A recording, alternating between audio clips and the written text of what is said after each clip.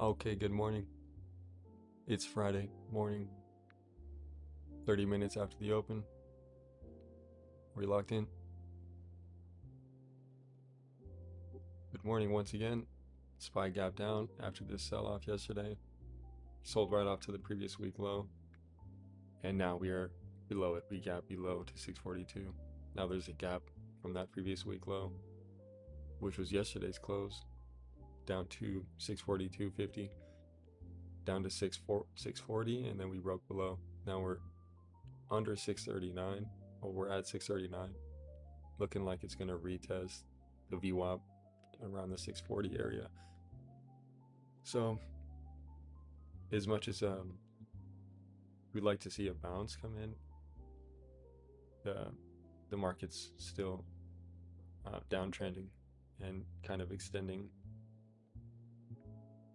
all the uncertainty. It's been delayed and extended by another 10 days and whatnot. And this morning, so the market gapped down and below the previous week range. It's pretty weak now, so we're getting some sort of confirmation that we're selling off, continuing to sell off. Now the other thing is the SOXL was up earlier this week, and then it sold off 11% yesterday on the daily chart. Yesterday we got this sell-off, 14% actually. But we were holding up this range intra-week, and then yesterday, I mean, we closed below here, and today we're getting some confirmation below this level. This is the semiconductor ETF index. And so this is definitely looking pretty weak. The VIX is still in this is a crazy, I was looking at this yesterday. I just think this is pretty crazy. The VIX is pushing right at that 30 level. Once again, knocking on the door of 30 right here. It's definitely something to pay attention to. The dollar is strengthening the past few days. Bitcoin breaking back down into this bear flag that's been forming. Really not a good look so far in the market with this gap down. So if we don't reclaim this gap at 642.50, then there's really no upside. We're really looking at a retest of this VWAP in the 640 area, 640.50, and a rejection to make a new low day. So at this point, let's see on SPY. I don't really know what levels we're looking at on the daily chart. This is the futures is below this previous low and the previous year low, or not the year low, but this is the November low, October low, and we're back into this previous range from last year. So on SPY, that looks even worse, actually. It looks better here on the futures, on the ES. Looks slightly better here than it does here. See on SPY, we're farther below, and there's a gap above from overnight. Even a gap from the previous day here. You would consider this a gap. So fair value here, fair value right here. But yeah, so we're still, it's a similar range, more of an uptrend on the SPY here. Seems like the SPY has like a slightest bit more of a range than the ES, just in general. Or it's just because I'm looking at it without the 24-hour price action, the full price action. So the levels on SPY here, I'm just trying to see which levels. I mean, this previous low is at 635 and then 633.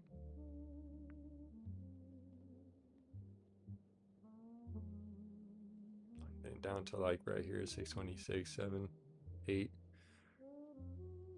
If this was to continue, 635 would kind of be the next level, 635-ish, maybe something like that. It's hard to see on here. I mean, really, the big level would be the previous all-time high from the end of 2025. It's around 600, 610. So, just for example, I'm just thinking that this is more confirmation of this downtrend than anything. At least this weekly candle here is doing that. This is a big upside down hammer, 3 days, 4 weeks in a row, actually. If you look at that, 3-4 weeks in a row on the ES. Same thing on, even worse on the NASDAQ, 4 or 5 days on there. Just inverted hammer candles.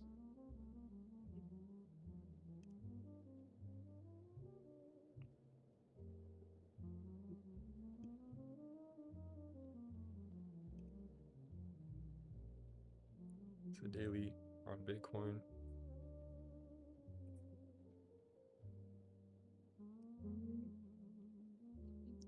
All right, we'll SPY at 639. Let's see how it goes. See what's going on. Anything in the news. See if there's anything moving the markets.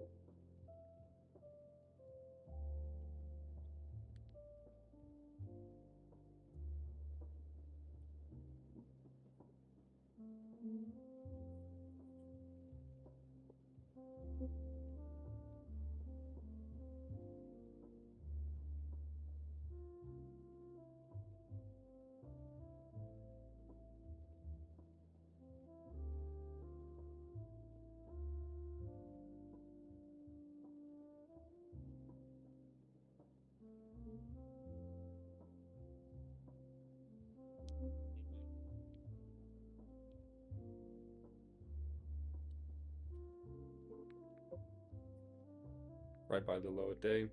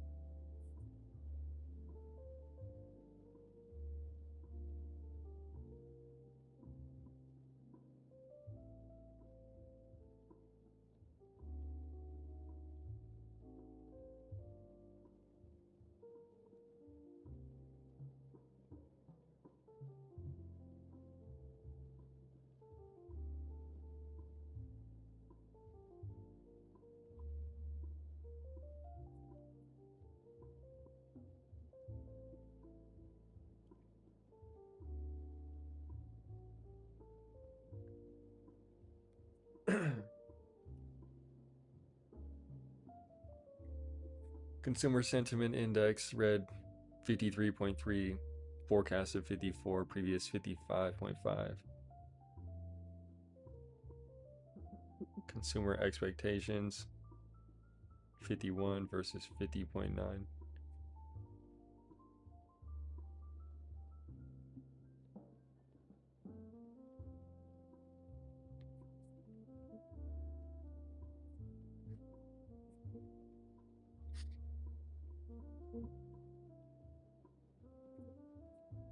Software and semiconductors have been weak this week.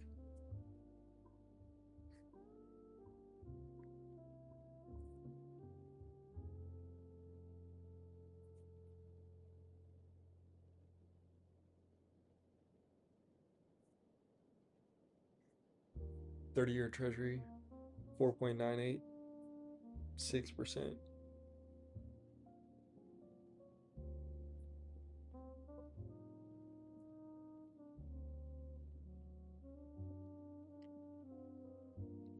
Nasdaq 100 down 10% from October 2025 high.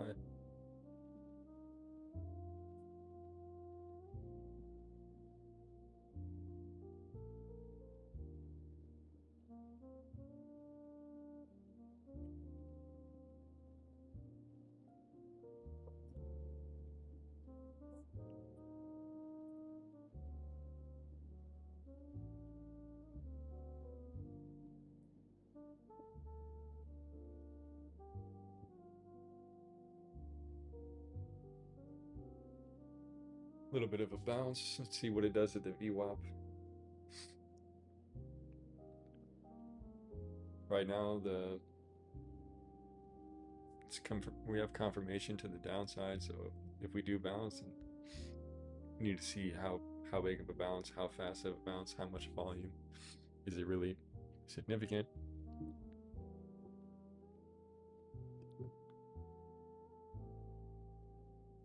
Same level, 640, and then high day. And then previous week low, once again, 644.72. Talking about that level all week. And we were finally below the gap down, which is interesting.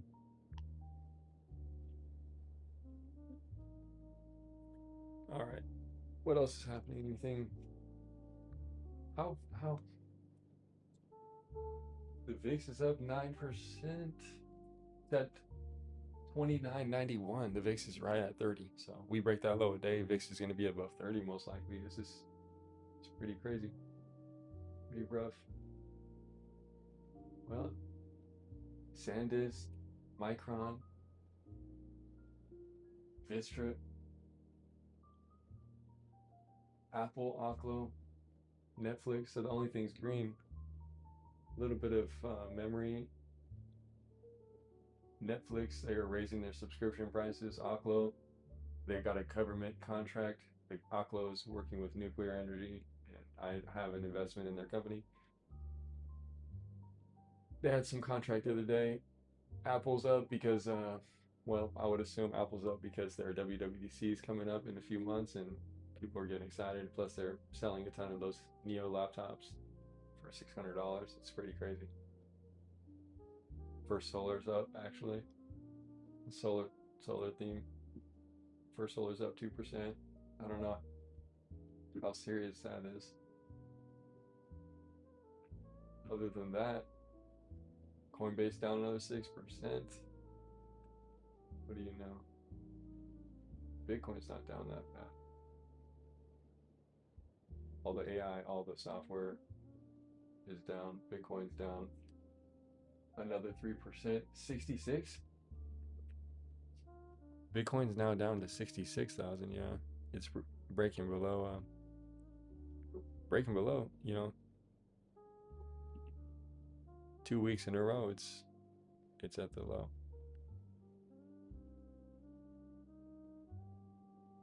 Yeah. So Bitcoin confirming lowered this morning. Well, at least within this range. Next level 65, and then 63, 64, 62. Bitcoin falls below 60,000, then people have been saying they see Bitcoin down to 40, 50,000 again. It's possible. If Bitcoin were to break below 60, then we could definitely drop down to 50 or 40 with the market. Would be a good opportunity to buy a lot of Bitcoin, to continue to buy the dip and dollar cost average your favorite positions, especially Bitcoin and Tesla, Nvidia, Apple, and whatever else you're interested in.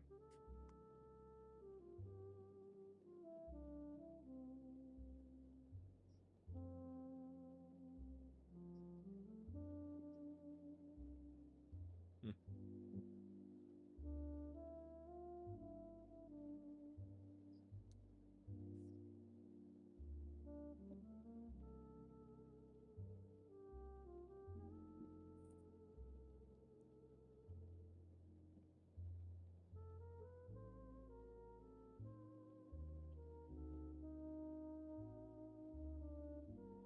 Anti-fraud task force is officially operational in the White House.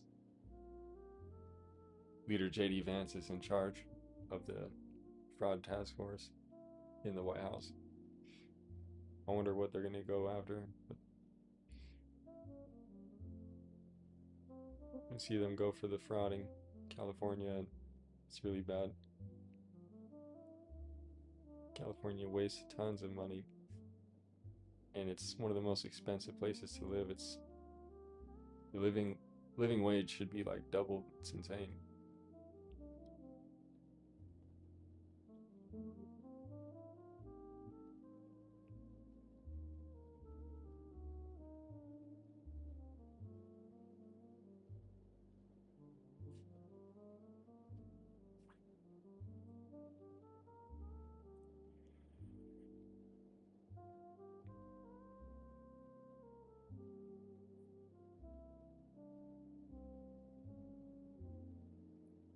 Back to the VWAP, testing the VWAP.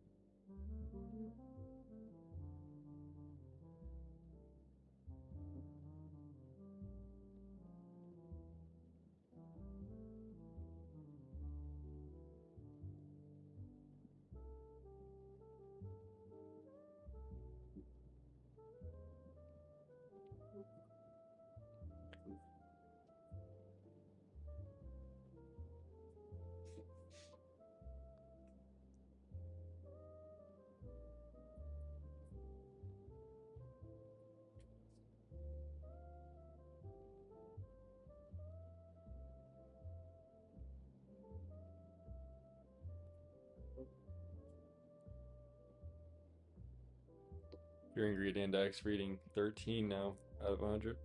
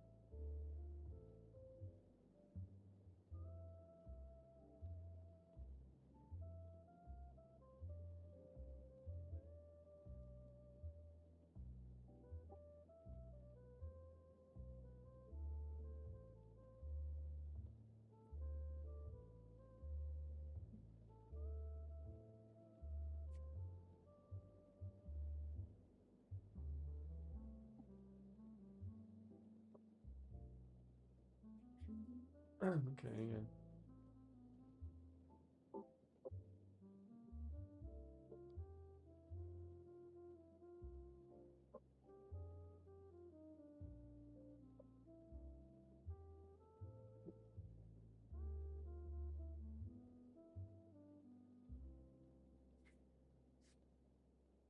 Yeah, that's insane. I didn't realize that in the pre-market, with the pre-market extended hours turned on Monday, we had that big massive candle from what was to be a gap down on Monday actually. We ended up gapping we ended up gapping all the way up to here. But in the pre-market we were down here around 641, which is crazy. And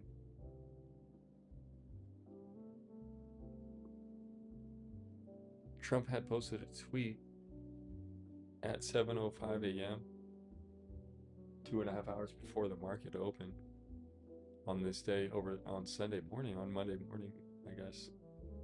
And the market literally popped from 641 all the way up above the screen to 666, and then this is where it opened up and it did this. And then we've been within this range, like within this range, and then within the previous day range, and then once again within the whole range. And then now we're kind of gapping below the previous week low, which is here, and then the November and October lows from last year. And then now we're even below that pre-market level, which is somewhere around here, but it doesn't show up on here. I don't have extended hours on.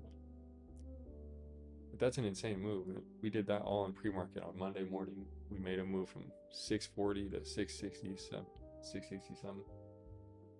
And we're just like in this small range the whole week with a lot of uncertainty. And now we're at the end of the week, we're getting this Thursday, we're getting this sell off. And then Friday we get this gap down and probably sell off lower. So it's just an increasing, like I was saying yesterday, the uncertainty is really kind of slowly increasing until on one day it'll completely dissipate, and then the market will bounce and we'll get a big green candle. We'll get a 2% bounce or something crazy. Is what happened last year in April. And how the market typically would act, it would just get more fearful until the fear is gone. So that's pretty interesting. The 641 and then the 642, these levels are pretty big here. And then it's just a lot of resistance, honestly, from here to here. Between this range is a lot of resistance. So any bounce is really going to be hard, but it may reject. Oh, we're quite extended below these 1500 SMA now, even more than we were yesterday. But this price action is pretty weak, so we're gonna have to look for some type of rejection, some type of bounce, and then a failure, and then a break of the low a day. And for me to take an entry, I'm gonna be looking for something like that for the most certain entry, the most certain position. Still an hour and a half until lunch, so see, it's been almost an hour into the market. Down 0.8% at the lows, down about 1%. So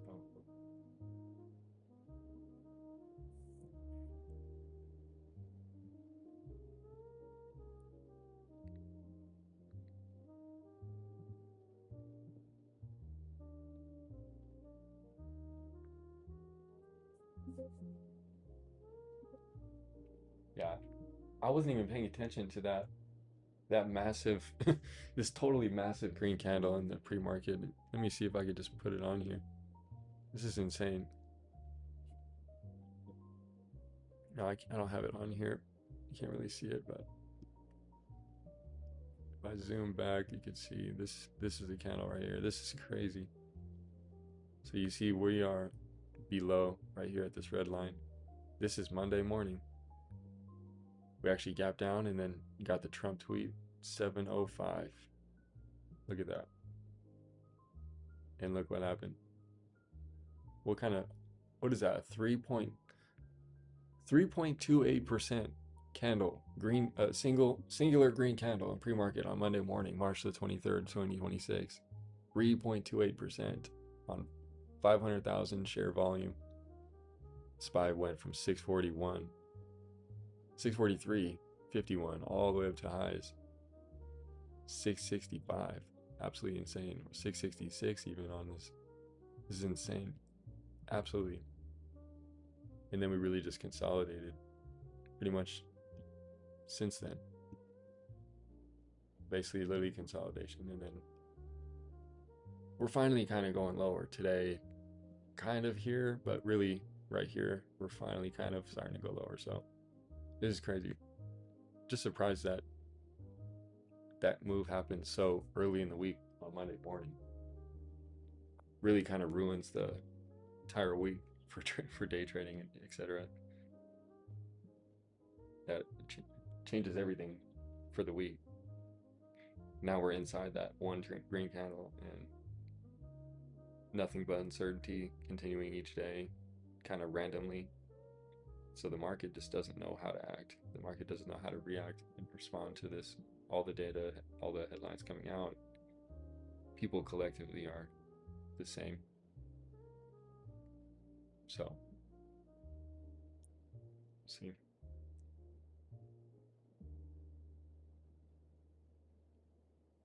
Rejected the VWAP, boom, back down to 639. Simple.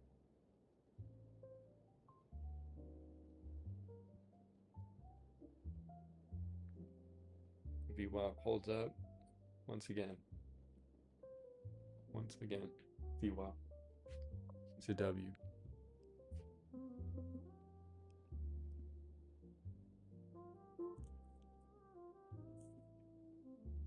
What was that?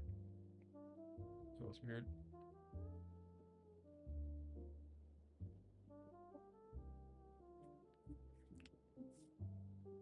$6.39. I need to put on this water bottle and then drink this Celsius actually.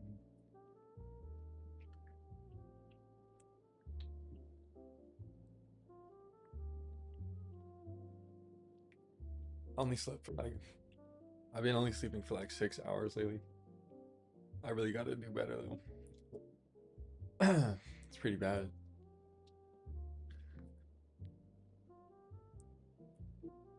It's hard to sleep when you're just trying to do so many things and trying to learn so many things and trying to create things and trying to build things.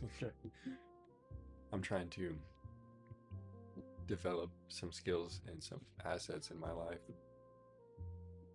And I'm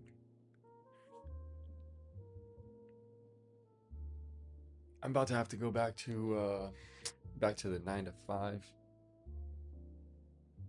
Probably I think next week or something, but in about a week or two I'm going to go back to my 9 to 5 for, my normal schedule. I've been on a bit of a break, but I'm going to have to go back. So I'm going to miss market open and close. Probably miss the whole market, 3-4 days a week, including the weekends. So I'll be able to trade the market 3-4 days during the week. So I'm going to probably miss like 2 market days each week, probably Monday and Tuesday. I'm not going to be able to trade. I won't be able to go live. I won't be able to trade. So I'm going to have to probably have to go down to even less. So probably like Wednesday, Thursday, Friday, I'll be able to really pay attention to the market and look for trades, which kind of sucks. But hopefully I can turn that around soon. I can manage the account properly and give it a few months. I don't see why I can't replace my income from my job. I make like $2,000-3,000 a month and I've never made more. The most money I've ever made is like 3,000 in a month, literally, not including trading. I've made 10,000 in a month trading, which is absolutely crazy and surprising to me even. And I didn't really keep the money for very long, and I didn't withdraw it either. But I've profited over 10K in a month a few times trading, especially last year, 2025 and 2024. But I've been kind of like, I've been just going wild for a little while. Swing trading, like, and day trading like a pirate. But I'm just not doing that anymore. I'm just focusing on uh, quality trades and holding myself accountable. And really just being patient with the market, because the market asks of you patience.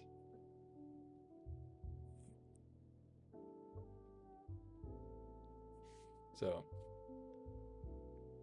we'll see. I need to figure out how to make an income, create a new income stream, whether it's trading, whether it be trading or something else that brings in at least 3,000 a month. Ideally double that, because I would ideally want to double whatever that is. So if I make 3,000 a month working 9 to 5, then I would need to make 6,000, 7,000 a month from something else, from trading. And so that's kind of my longer term goal with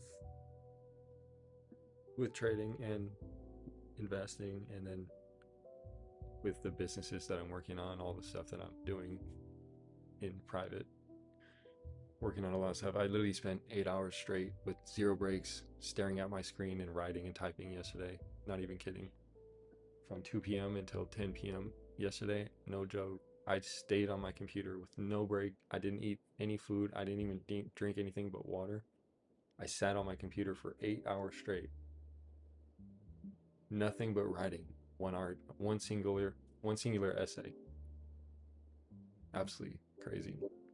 Felt pretty good when I got done, but kind of felt cooked sitting in the chair for so long. But yeah, that's the kind of stuff I've been doing lately. Spending like 8 hours straight with no interruptions, just writing and creating content that's it's finance related, economics related. I'm doing research and I'm educating myself, educating others at the same time. And so I'm eventually going to share that stuff. I am publishing it, but you won't be able to find it. I'm just separating that from my trading entirely, because I believe that it holds a different quality. Although it's in the same sector, my day trading here is just what that is. It's just a challenge to myself. It's just a way for me to hold myself accountable, a way for me to document my process and my journey and my thoughts, and it's a way for me to improve upon everything that I've ever done. That's one of the quotes and one of the concepts that I'm looking to apply, and that's really important. I've had it written down for a long time. I forget exactly how it goes, but it's something like, the best thing that you can ever do is to improve upon everything you've ever done. I think I wrote that down like a year or so ago,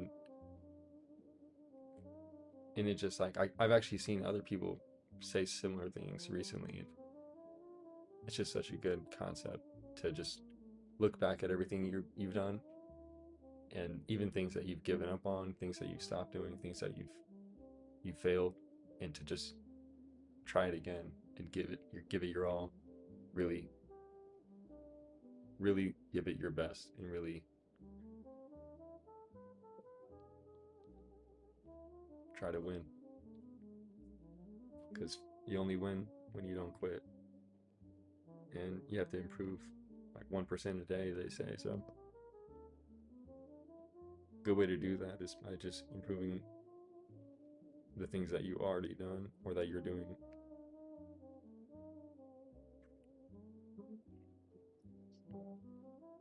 So that's kind of how I'm operating.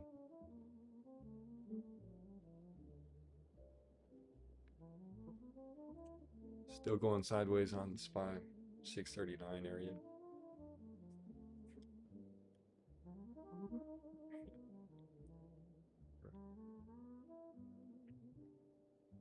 Iran says the Strait of Hormuz is closed. Oh no. Well, if we see a big red candle on the market in a couple minutes, that's why. Because that's the headline that they don't want to see. It's probably non-tent, probably nothing.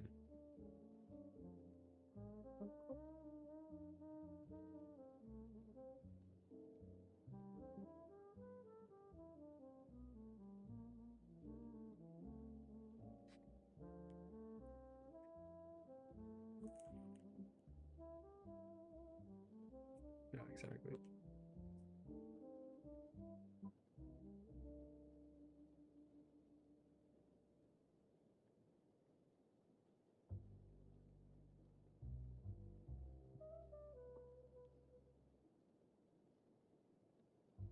Yeah, that's pretty rough.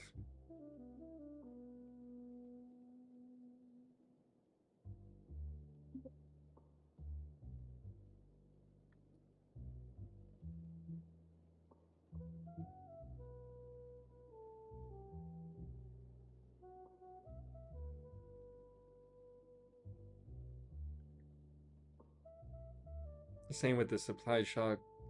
Oil and gas prices skyrocketing. Their Colbesi models suggesting US CPI inflation set to rise 150 basis points towards 3.5% from 2%, saying that meaning the Fed should tighten policy, theoretically hike rates. But it's like, come on, we're talking about 1.5% inflation. Like, I'm sure that affects people generally in a pretty small way, actually. And if the goal is 2%, and if we go from 2% to 3.5, people are worried that we're going to go from 3.5 to 5. They're not worried that we're going from 2 to 3.5. They're worried that we're going from 3.5 to 5.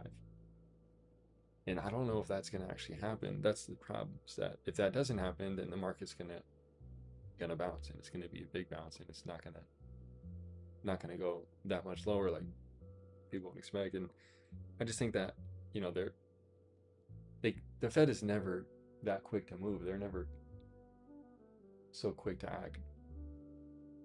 The interest rate hike is not going to happen this year. Period. It's just not going to happen. I will be I'll be really surprised if we get any interest rate hike at all this year. Like I would honestly like think that 6 months from now we were back to talking about 1, 2 rate cuts. They're saying on the flip side, if the Fed does not tighten its own policy, inflation could potentially exceed 4%. There it is, depending on how long the war persists, etc. And post recovery takes. In a sudden turn of events, the Fed is not forced to pick between 3.5 inflation or 5% plus unemployment. The Fed is in a very bad spot. Yeah. Well, it's interesting. I really just don't think that it's as, I really don't think that it's as critical as people make it out to seem necessarily on the timeline.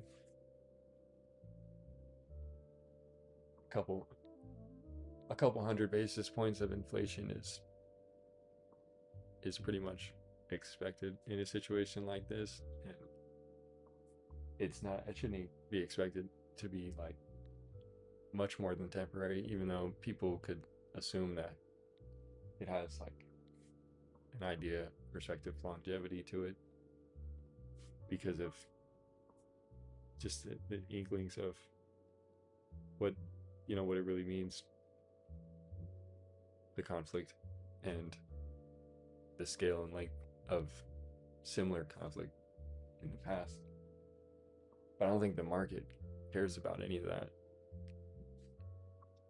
except for the headlines that, like the one that just came out saying the strait is closed. Well, I don't know. The market's not really reacting to it. See,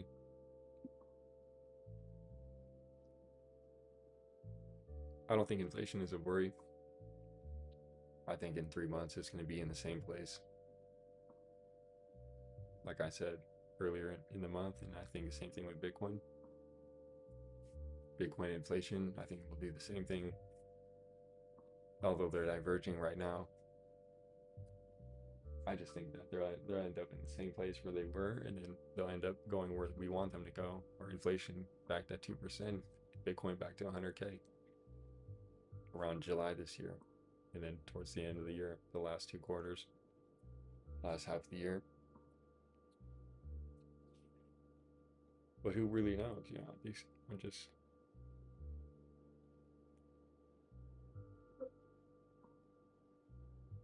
assuming VIX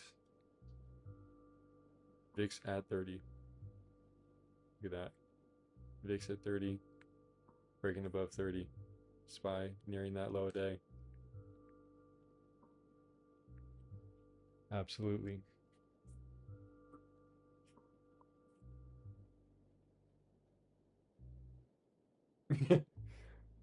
Yeah, and the Jim Cramer tweet 2 weeks ago saying that we were very oversold, and the been nonstop down, not downward since. It's incredible.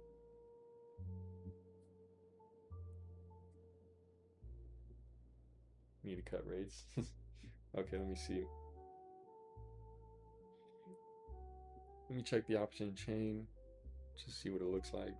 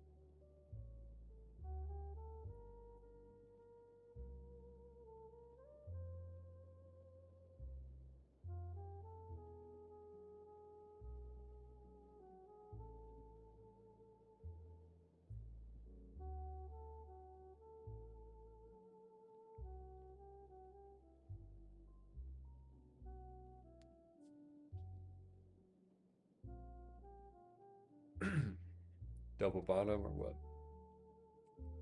Let's see.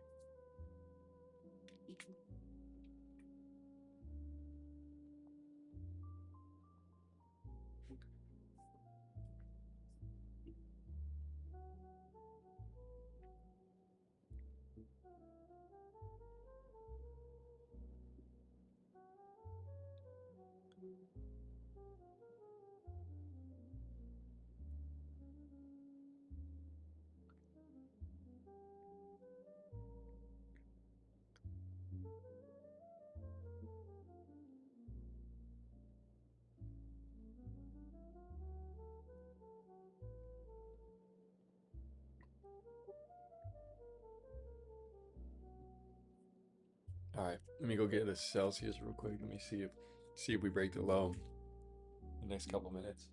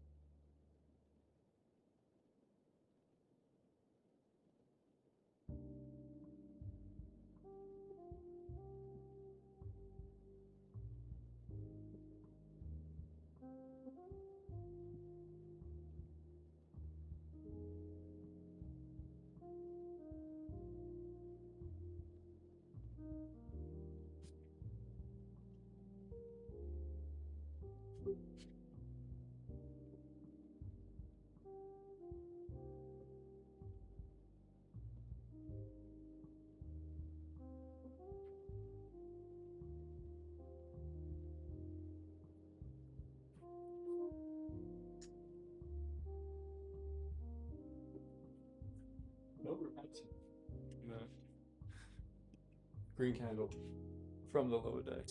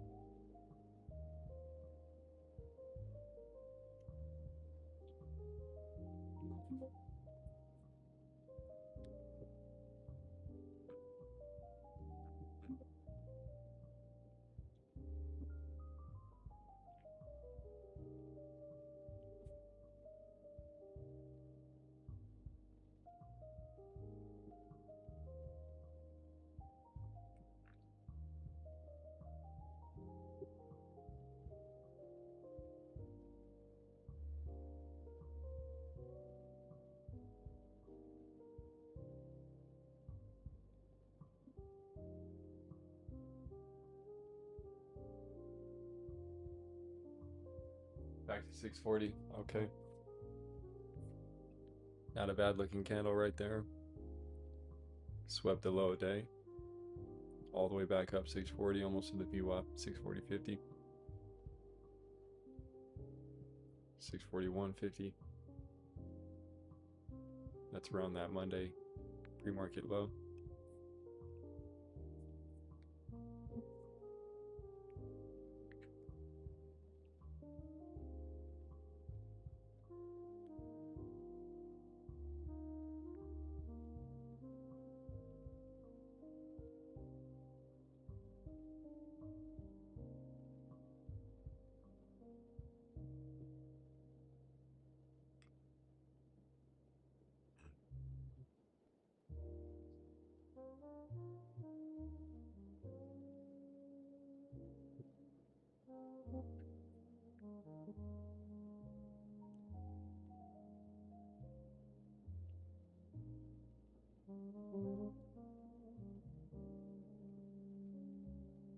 Right at the VWAP. Okay. Okay. Well, now what? Now what?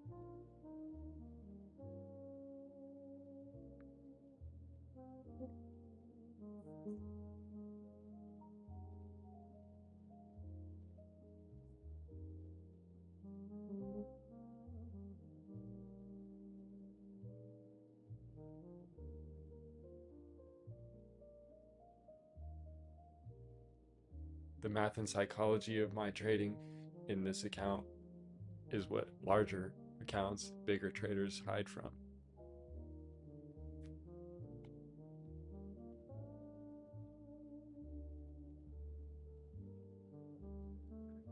They're afraid to trade with just $50. They're afraid to go from 0 to 1. They're afraid to show what it looks like.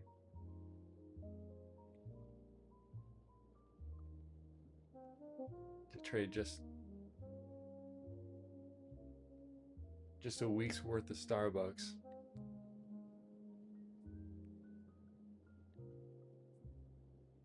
To a small SUV.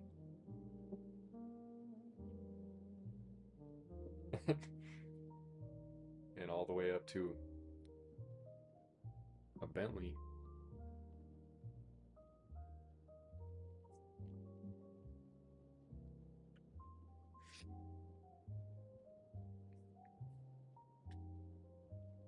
They got to trade with a $200,000 account so that they can afford to be wrong.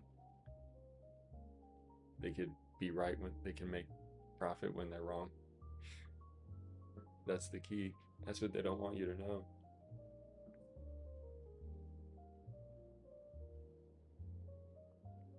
A Abolish the PDT rule. Kill it.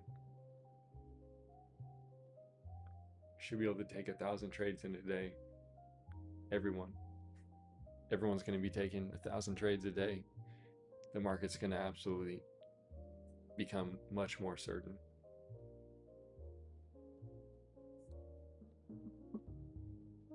Going to be micro trading, algorithmic scalping.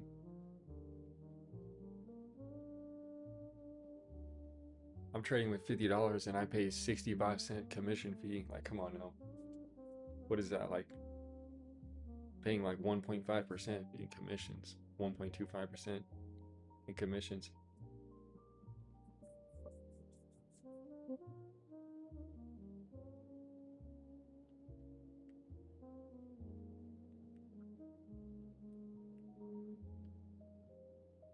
And they always tweet, if you can't trade with $500, you can't trade with $50,000. And I'd ask them, when was the last time you traded with $500? It's probably like 5 years ago, at least.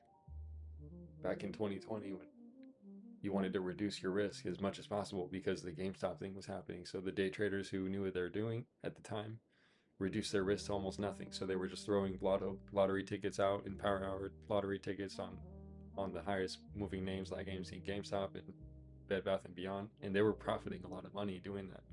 I got lucky that I had like 10, 12 different.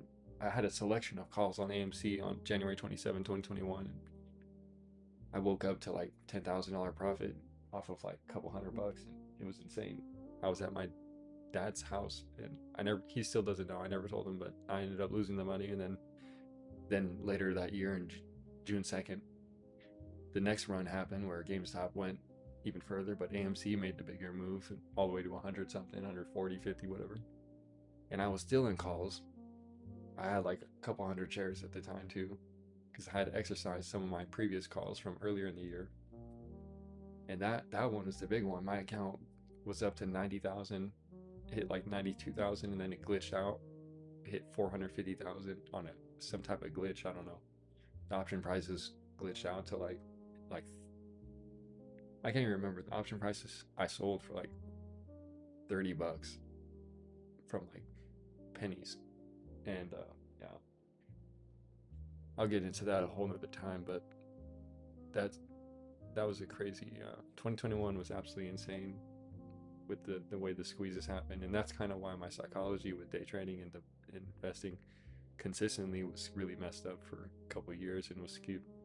It was really difficult for me to recover from what happened there in 2021, 5 years ago. So now I'm finally getting to the point where I can take trading seriously and actually get somewhere.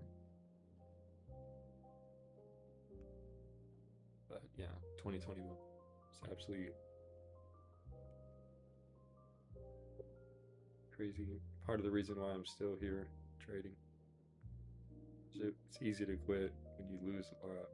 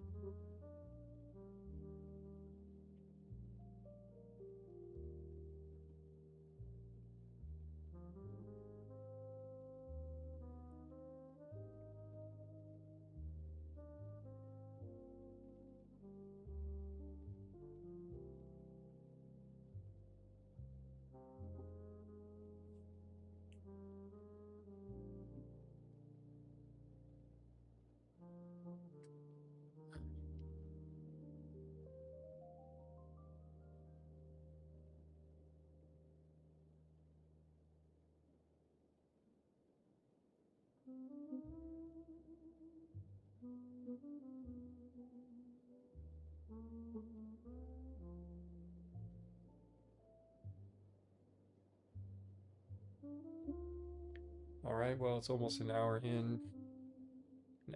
until lunch.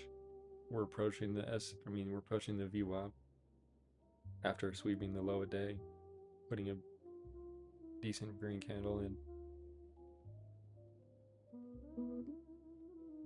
So I don't know if the sentiment's flipping here and we're going green. Candle by candle says that we're green right now. So this candle flipped green. We close right here. As long as we hold below this previous candle right here at 639.50. If we don't break below 639.50, this is going to continue to stay bullish indefinitely until we break below 639.50. So just look at it that way. Candle by candle is the way to look at the trend here on a day like this, especially when we're gap down. We're in a downtrend. I mean, we're going from the upper left of the screen to the bottom right. So that's the opposite of what the typical market is doing. And so it is risky even to try to short here and try to catch a short. Like that is the way, that is the opportunity, but I'm going to be a little more patient and see. It kind of sucks because I'm trying to avoid trading power hour, the last hour of the day today, just because it's Friday. And a couple Fridays ago, I took a trade in power hour and kind of got cooked. And I want to try to avoid the volatility in power hour. But who knows? We may not get like a really significant move until the end of the day, and then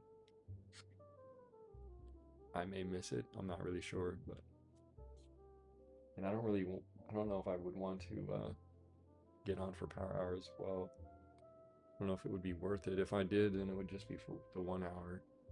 But we'll see. If there's no real good opportunity that comes in the next hour from right now, it's 11 o'clock EST. So we'll see in the next hour until lunchtime if there's any opportunity that comes in. If we don't break that low, 639.50, and if we continue higher, then it may be a little bit difficult for me to take a call in this environment as so soon. So we'll see. Doesn't look too good right now, but we're still right at the VWAP. So if anything, we would just reject and then go lower.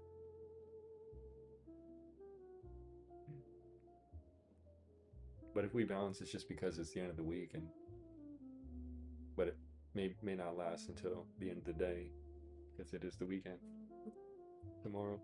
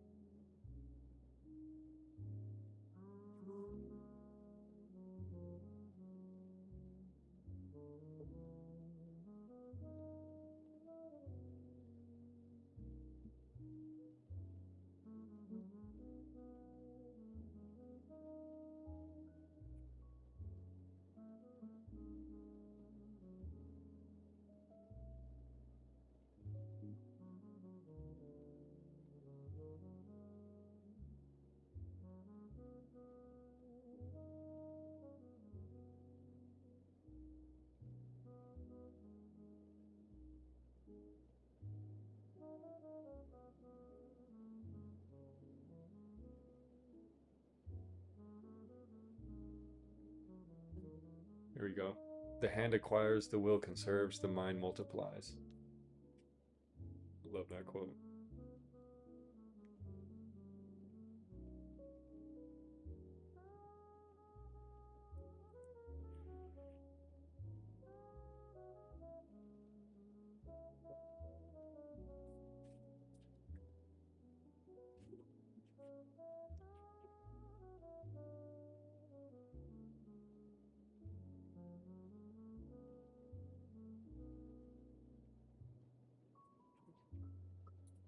Absolutely insane.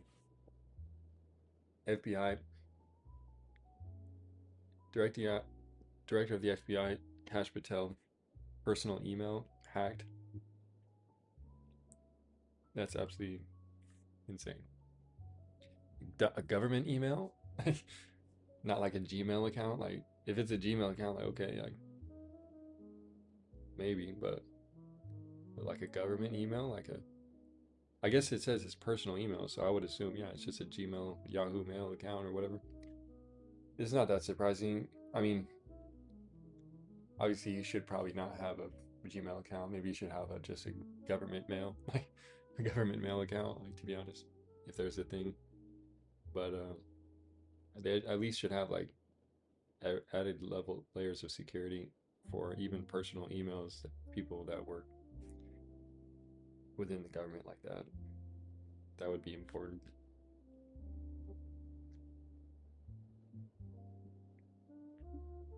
Maybe that's something for JD Vance to look at.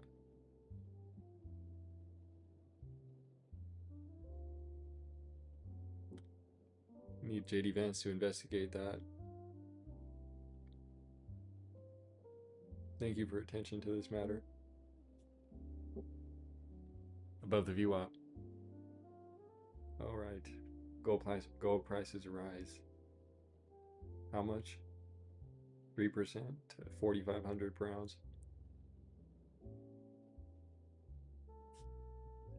Well, let's see. If gold is rising right here, it's up 2.5% over here, but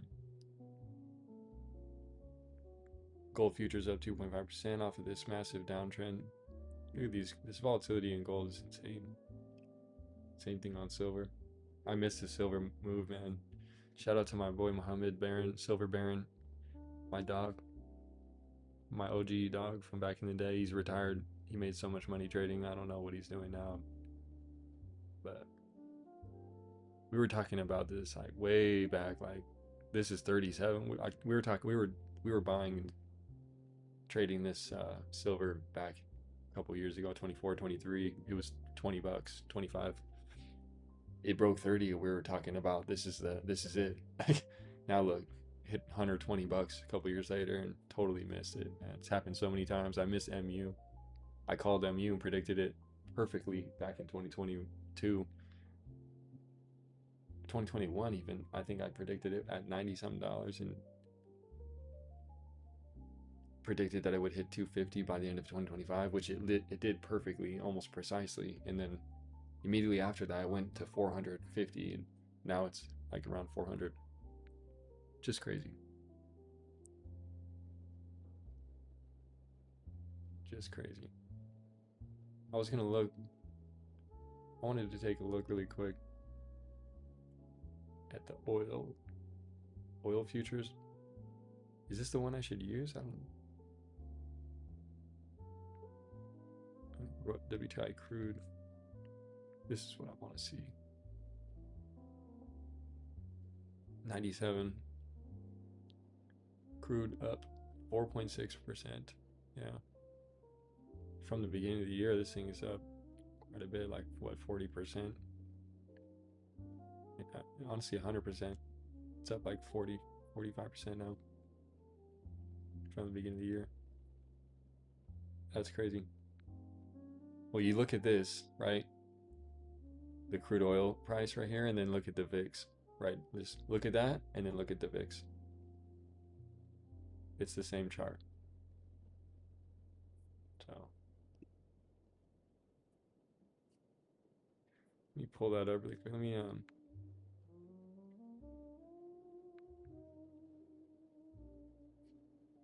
don't know. I have to do it like this. Oh, yeah. Anyway, I just want to add that in there.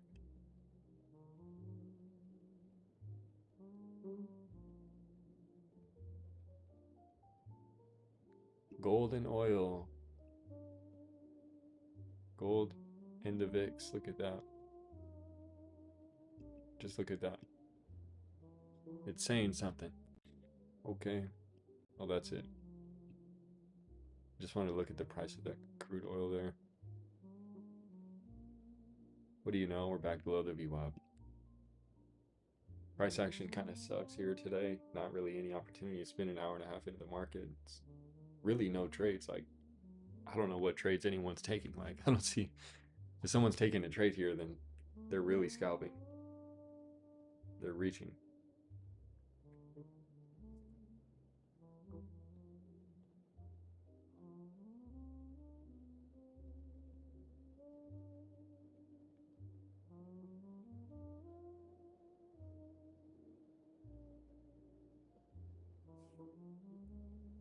If you're trading this morning, you're reaching. That's my that's my post.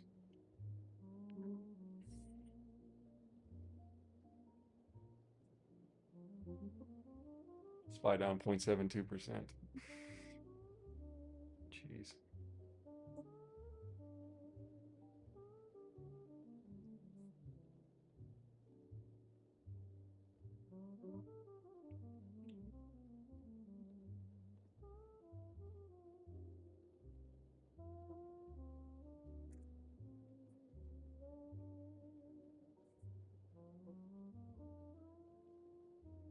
They said the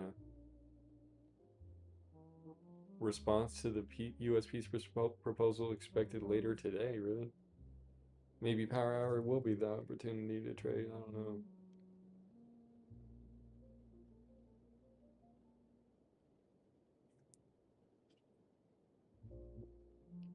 Well, the meta would be though, if I were to take a trade in Power Hour today, if there was no trade till then, and if I was to, what I would likely do and the way I would look at it would be I would look for a trade that's very small and look to capitalize on that extreme volatility, with my risk to reward being skewed to the where my risk would actually be the pretty much the majority of the contract price. So I would probably look to spend no more than $20-$25 on a contract.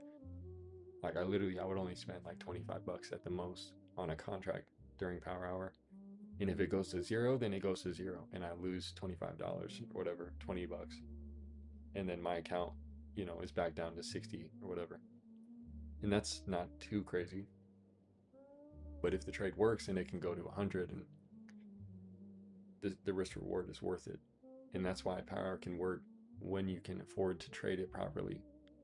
But I still am kind of hesitant because the risk is high, the volatility is high. It's kind of stressful. My account's very small still. It's at $82 still, 13 cents. So we'll see. But that would be the way I would approach Power Hour today with a small account. Definitely wouldn't want to take like a bigger position than that and then risk a drawdown at all. Like yesterday, I had a drawdown for 50 minutes straight, which is pretty terrible.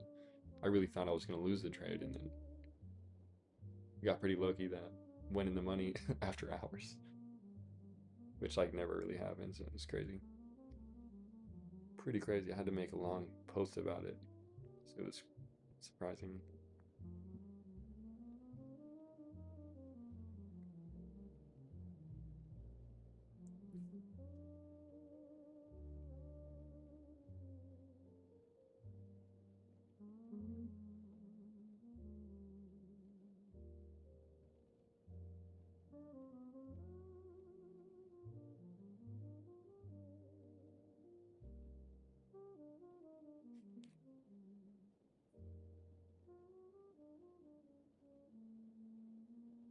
The U.S. Federal Reserve is now no longer expected to cut interest rates until December 2027. There's now a 51% chance of an interest rate hike by March next year. Rate hikes are now more likely than cuts. Yeah, like I said earlier, it's just temporary. I don't know. It may be priced in that way, but just as just as easily as it's priced in, it gets priced right back out, and then some.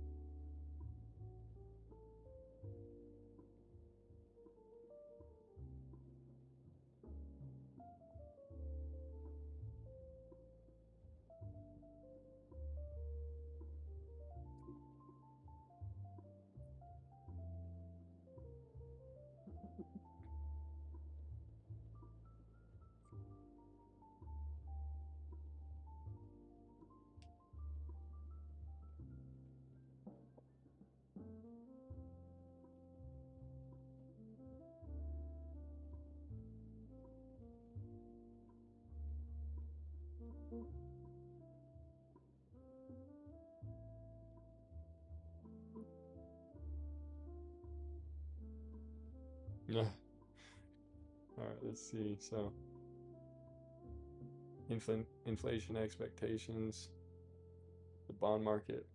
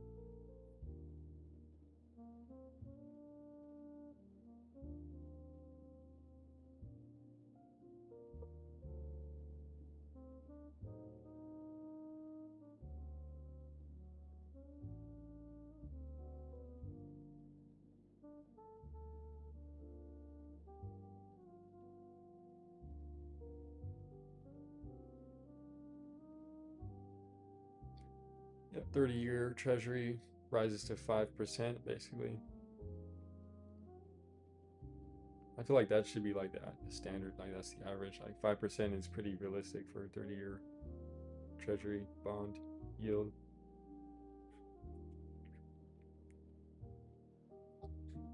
That's not too bad, right? It's not like 30% over 30 years, or 5% over 30 years. Is that right? Something like that. Well, and they're worried about I mean, that's for like, to be honest, that's for like, institutions and for hedge funds and for billionaires, or like, you know, 8, 9, 10 figure net worth type of people. At the end of the day, in 30 years,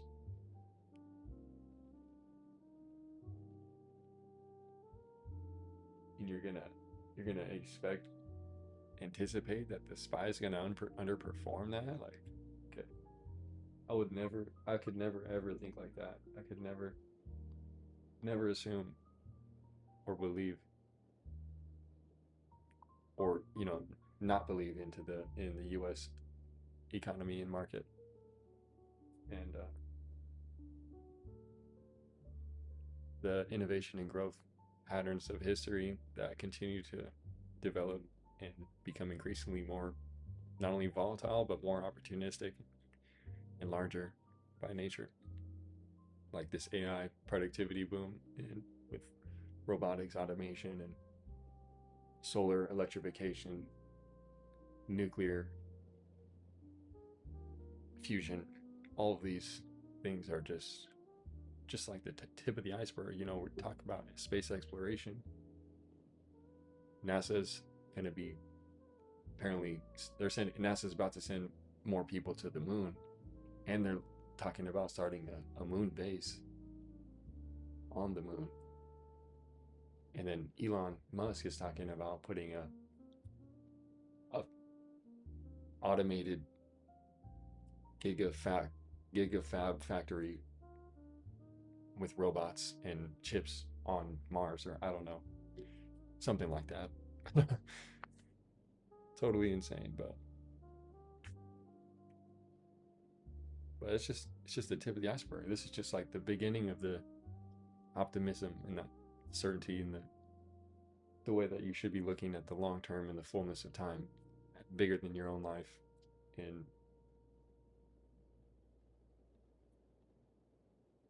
it's absolutely that way.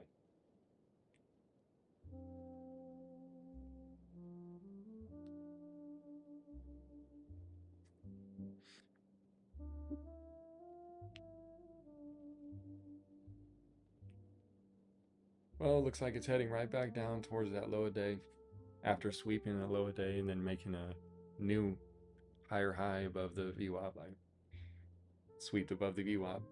This price action is not really tradable unless we break that low a day and then we retest it and then we start dumping.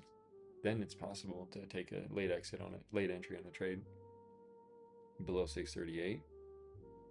But for now, there's nothing. And we got 40 minutes until lunch. Let's see, 40 minutes until lunch.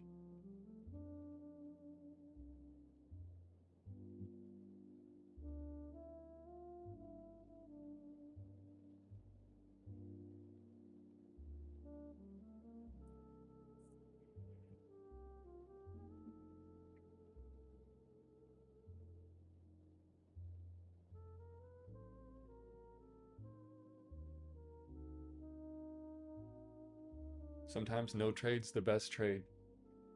Actually, most of the time, no trade is the best trade. That's why you see I've traded for like 20 days so far on this. I've taken like 2 trades, maybe 3 actually, but I had the first $50 account and kind of got cooked. Reset it. Now I've taken 2 trades. That's the way it goes. Specifically when you have no capital and when you're not trading with a large amount or, you know, a reasonable amount, which would be anything above PDT, which is 25,000, which is a lot for most people.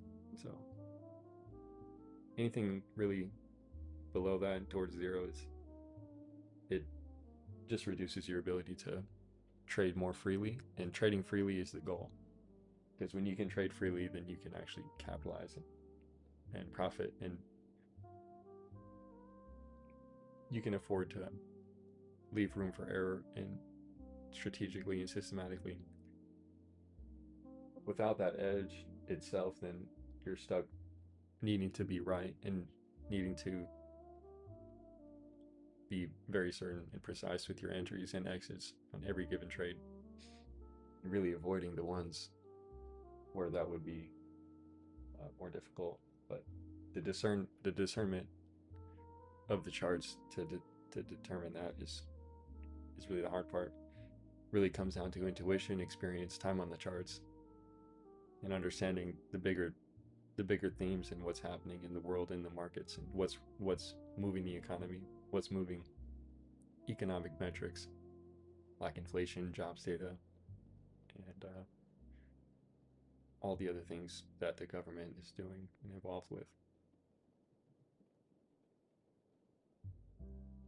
And then another layer on top of that is following the money and just following traders, not looking at the noise and looking more towards the signal, which is people who are actually trading and putting trades on, putting money in the market, insider trading, and looking at flows. It's been happening a lot. You see it. People have been looking at flows for years now and trading solely based off of other people's information and signals, which is interesting. I never really got into it. A couple years ago, I was gonna get the Unusual Whale subscription. It was on sale for like $1,000 one time for a lifetime subscription for like 1,000. But I'm sure it's way more than that now. But back in the day, Unusual Whales was like 1,000 to get it for a lifetime, which would have been great because it's a really good tool. But I don't have any tool like that at this time. Getting a nice bounce by the view up. I don't know what it's on, but pretty big bounce so far.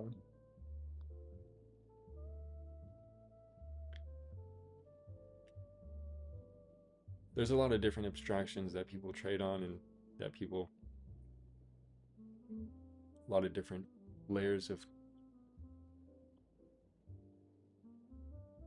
confluence that go into trades and go into decision making in the market, and especially when not just day trading, but especially when you're holding large positions and you're trading volatile names and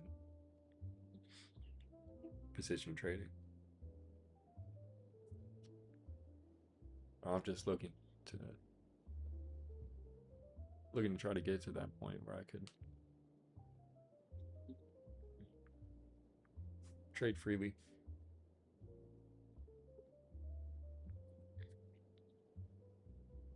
Don't know why we're bouncing right now.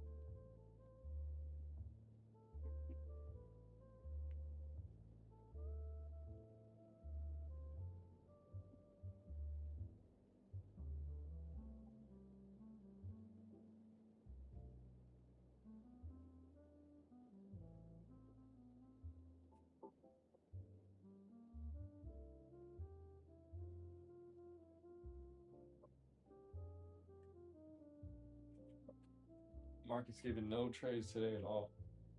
Right at 640, right in the middle of the day.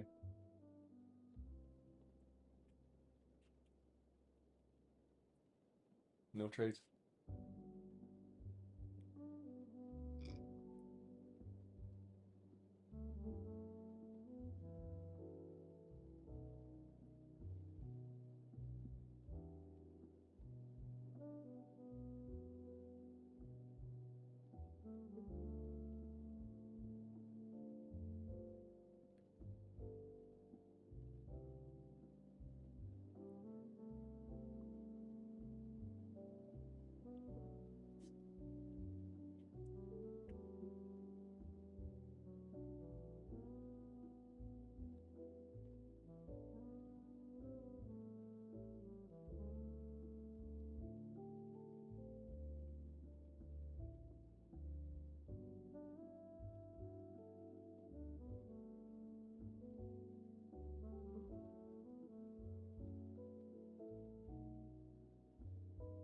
Mm.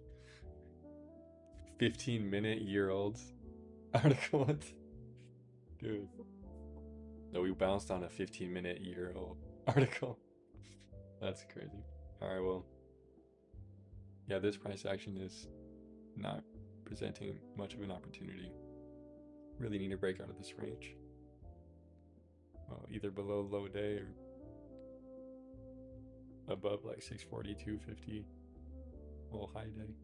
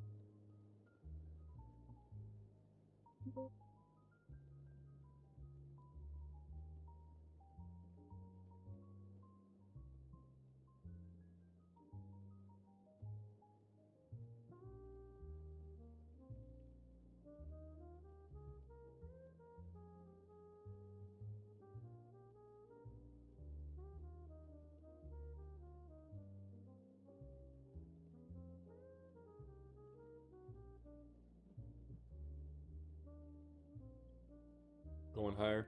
There we go, 642. Some decent price action coming in finally.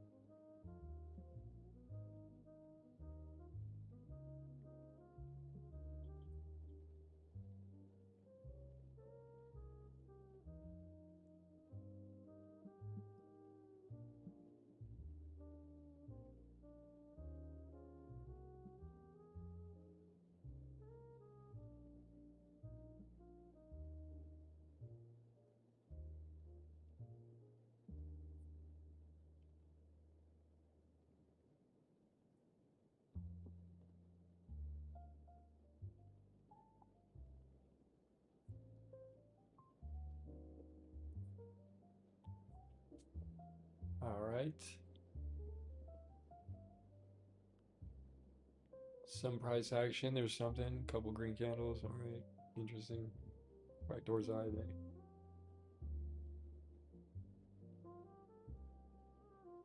Yeah, this is where we reject. Got a couple more dollars of room on the upside, and then we'll see.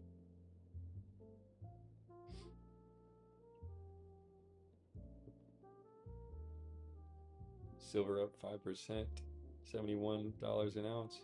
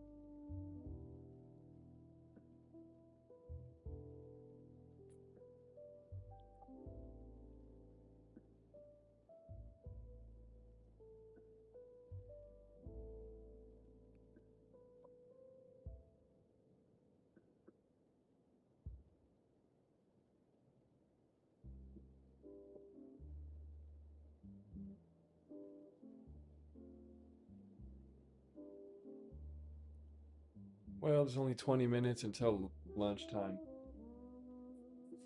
This price action's no good. Just barely pushing up to 642 after consolidating for the first hour and a half, basically.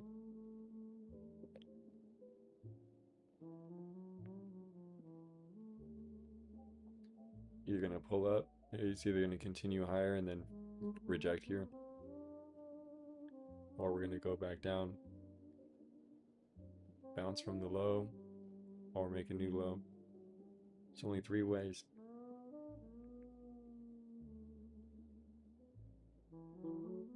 Yeah, this doesn't present any opportunity to trade. It's unfortunate.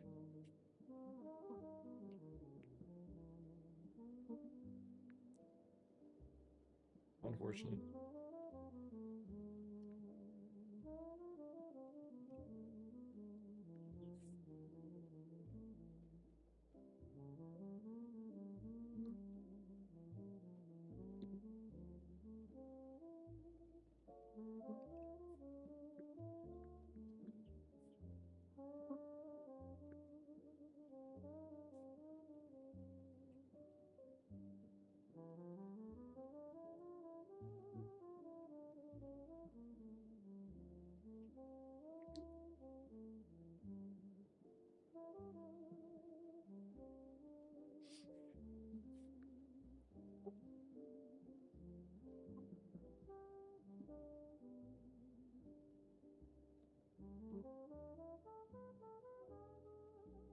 See if this bounce is going to hold. If we hold above the VWAP, we make a higher low. So far, this price action is just non-definitive. We made a lower low off the morning, and then we consolidated, swept the low, swept the high, back above the VWAP, made a higher high, but not a higher low yet. Well, not technically. We need a higher low above the VWAP if we're going to go high, if we're going to continue to bounce.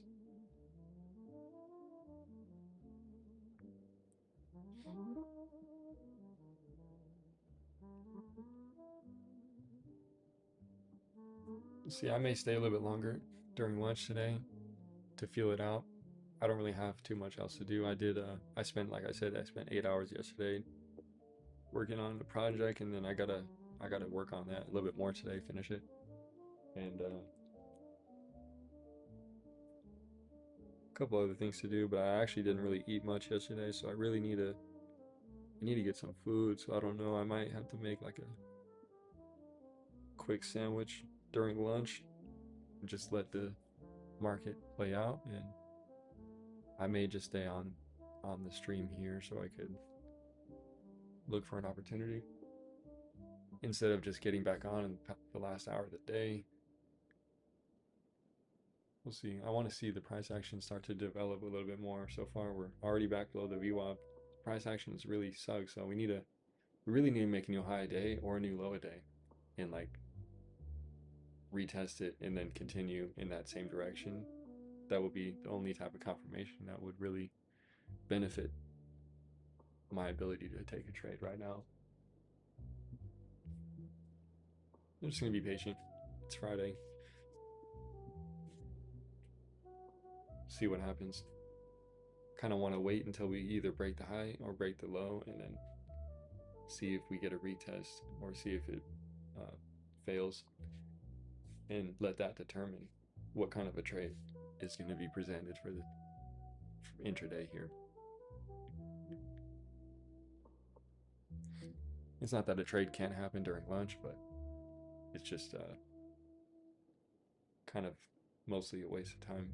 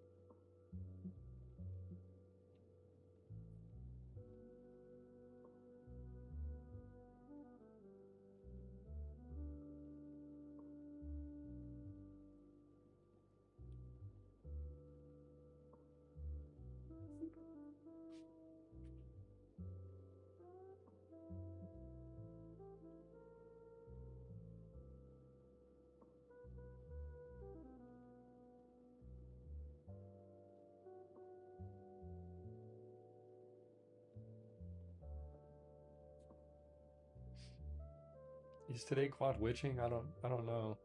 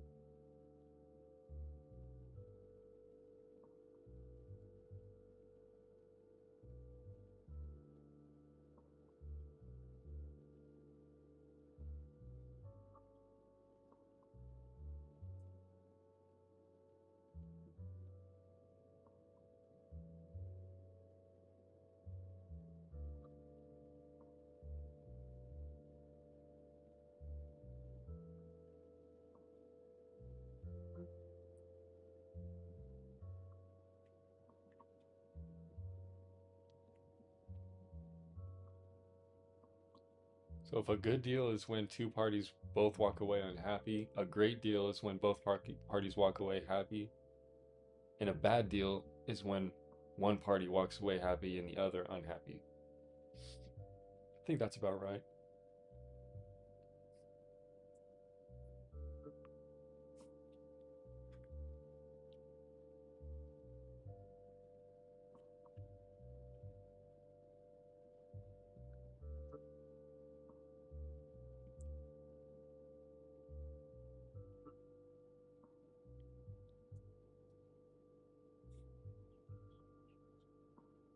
Picks back down to 29.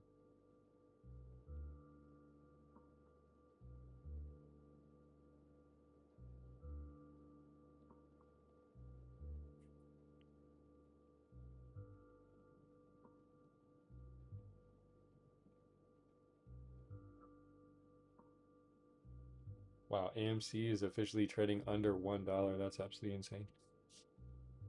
AMC, and also just in like the last 12 months, I forget, AMC's down like 99%, over 90% in like less than a year, just from dilution. And they've done this several times. The stock is beyond destroyed. I don't see how stocks like that can recover when their chart gets so buried in dilution that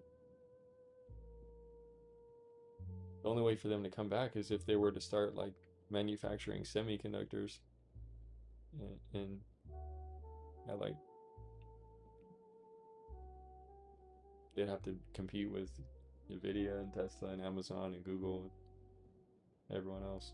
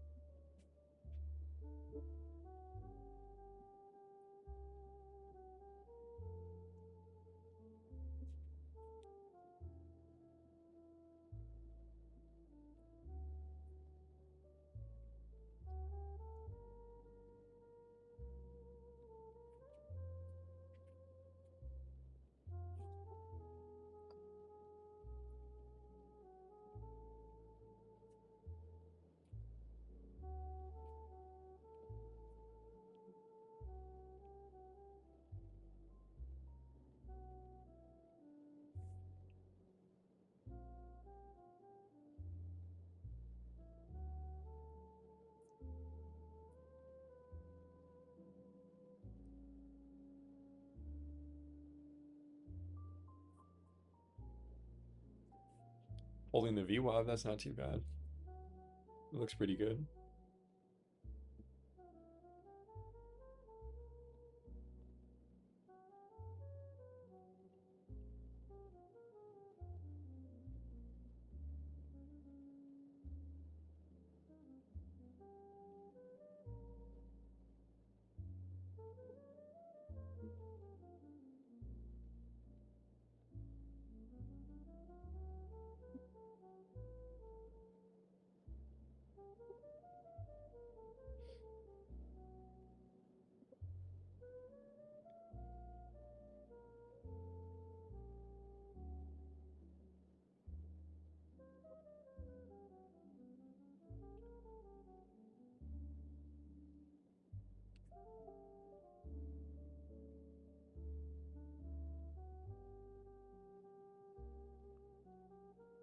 It's a solid hold above the VWAP as well on the 1 hour chart. Looks really good there. But we're right in between the VWAP and the 9 EMA. The 9 EMA is closer to 642.50. It looks pretty somewhat constructive here.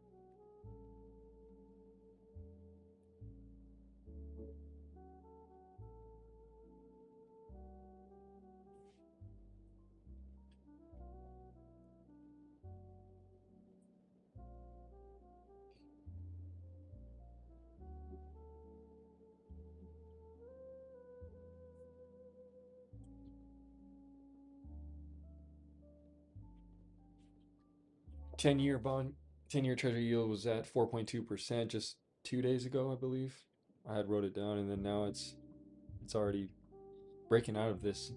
It's actually going higher out of some sort of what looks to be a bull flag. So it looks like it would go higher. It's already up to 4.4, nearly 4.5 already. Just another sign of increasing uncertainty and increasing volatility. Even though the VIX is back below 30, it's around 29, just below 29 even. It either means that it's about to break out and we're about to have a significant move down probably over the weekend or into next week, or we're going to bounce, and there's a lot of room to bounce with the VIX. Has room all the way from 29 down to 20, where it was like a week and a half, maybe a week ago, week and a half ago.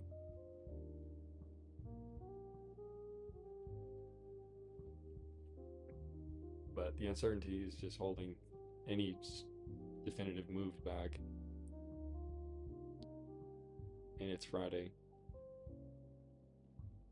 So maybe see a decision in more of a direction by the end of the day.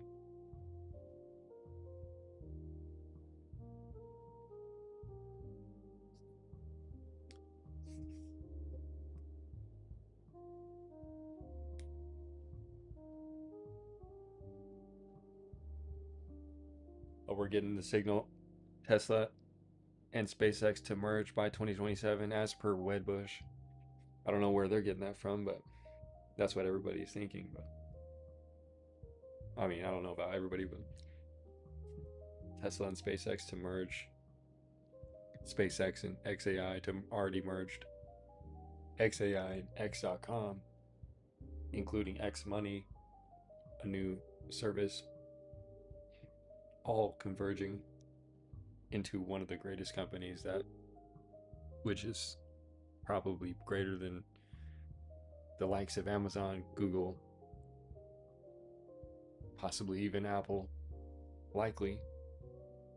And then a whole list of the other 495 names on the list, excluding but not limited to Nvidia, which is also, in my opinion, well, clearly it is, but I think that Tesla and Nvidia will be the two largest market cap companies in about 5-10 years by a large margin. That's just my speculation. No real good reason. I gotta do some more research on Tesla and SpaceX, and I'm really trying to think about it more, about what that could look like. A couple years ago, Kathy Woods and everybody's doing the fundamentals on Tesla and doing all these predictions, making all these predictions of the stock price 10xing to 3,000-4,000 by 2030 and whatnot. Nobody's necessarily walked that back, and if anything, it's probably developed further and become more likely, even though it's risky. The valuation is different. The price, the PE is different on Tesla than many companies besides Palantir. And so I think Tesla is definitely a sleeper stock. It's underrated, undervalued, it's misunderstood, it's underestimated, definitely. So I just think it's worth continuing to look really closely at Tesla and SpaceX and everything surrounding it. especially that they're talking about these terafab and they're looking to manufacture chips. Like this is huge. This is huge. Elon knows what he's doing. Elon is not too different than Jensen Huang, the CEO and founder of NVIDIA, who, when Jensen Huang started NVIDIA, he didn't know a single thing about semiconductors or about chips, not one thing. And I guess the story is him and one of his buddies or something got together and they learned about semiconductors and they learned how it works, and then they eventually built a company. And long story short, that now NVIDIA is the $4 trillion company, the top of the top, and they really changed the game before anyone else could. It's an astounding story. It's amazing. I think it's really good. Tesla's just the same. Tesla almost went bankrupt. SpaceX almost went bankrupt after its second or third launch back in 2012 or whatever it was. I can't remember exactly, but they were supposed to be bankrupt, and then they made it, and now they're doing things that even NASA couldn't do, and no other company could do. It's amazing what they're able to do, and we're only at the tip of the iceberg with all these things. There's so much innovation, so much new technology and capabilities coming, and that's happening now. It's insane. No way. Clavicular, the streamer, got arrested yesterday or today for battery. That's insane. I don't. Yeah, free him, free Clav. I seen something about like he was shooting guns yesterday at the lake, and yeah, it looked pretty crazy. They shot like a alligator or something. That's terrible. Really, that sucks. I don't think that's allowed, but yeah, that's crazy. They were in the middle of like a 30-day thing, 30-day event. Yep, this weekend is a crucial pivot point for the conflict as the bond market continues to get crushed. The yields hit a new high at the 10-year, 4.5, like I was just saying, for the first time since the year. The bond market is nearing or already in crisis territory.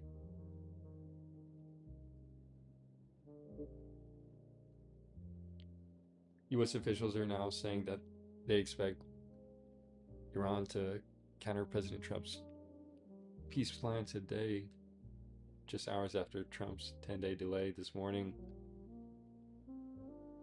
Crazy. Failing to calm both bond and energy markets. There's not progress made on peace talks and a resolution on the ongoing energy and bond market crisis by futures open on Sunday at 6 p.m. Eastern Time. We see the 10-year yield being above 4.5%. Well, yeah, duh. And if this drags on for another month, 5% yield on the 10 years coming next. That's where the 30 is right now, which is for the 5-year, the 10-year to go to the 10-year at 4.5 to go to where the 30 is at 5 right now. That's more of a bad look than the 30 being at 5. That's more of a bad look. But that's like if nothing happens for another month and it continues, the uncertainty extends even further, but it's still unlikely. But we expect a highly eventful weekend ahead. Well, feels like the same thing as last Friday, where we got the waterfall and we ended up just selling off all day into the close, and we were able to capitalize on that on last Friday.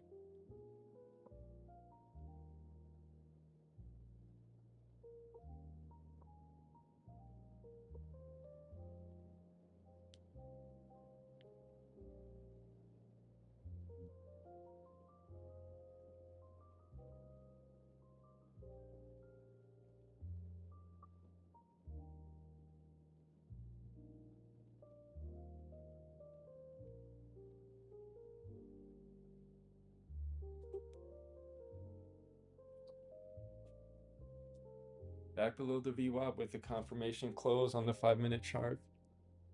Jeez, just can't pick a direction.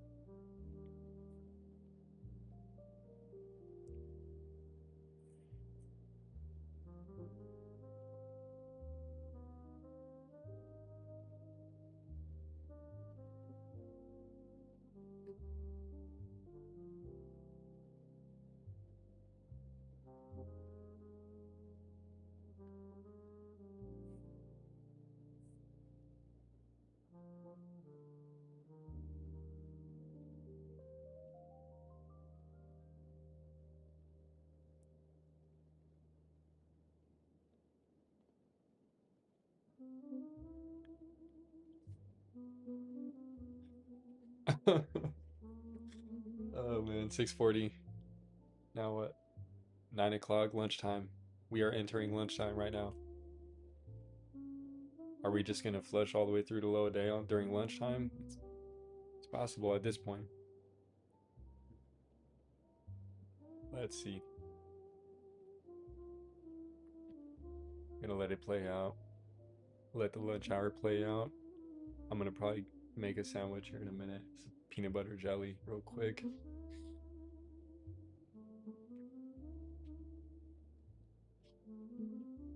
There's really no reason not to take a trade today, but the problem is that I want to find like a better entry. And I don't really want to just take a trade and then have to get out of it in like a minute or two, and then so that's why I'm trying to be patient, because I don't want to take a trade and then get stopped out in like a couple minutes and then not be able to take another trade later. But if I do take another trade, like try to like keep it smaller so that I can handle the volatility a little bit better. Like for example, if I bought a $50 contract, or if I bought a $70 contract and it dropped to 50, that would hurt, and it can happen pretty fast. Versus buying a $50 contract and it drops 20 cents. It's more sustainable, in my opinion. Obviously, it depends because it's out the money and it's Friday. So without actual momentum and direction, then it's not really going to make a difference. But if we have momentum and direction and we're in the right and we're facing the right direction, then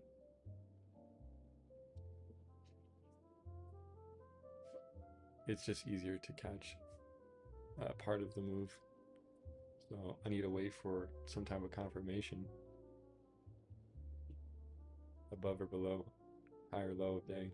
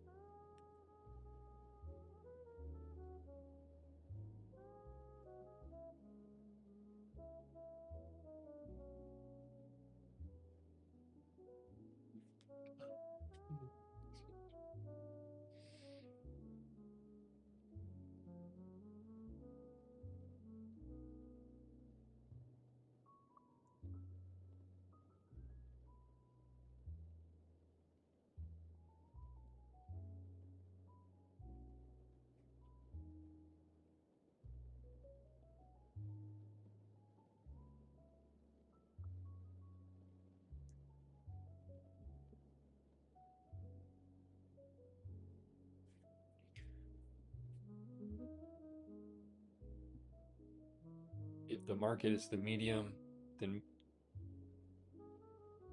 if the market is the medium,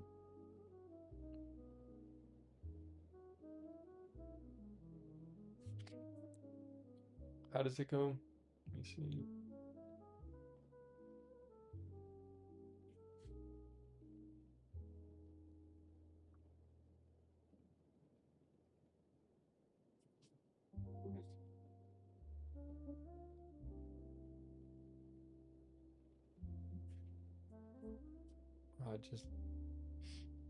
I had three parts. Just had a brain fart.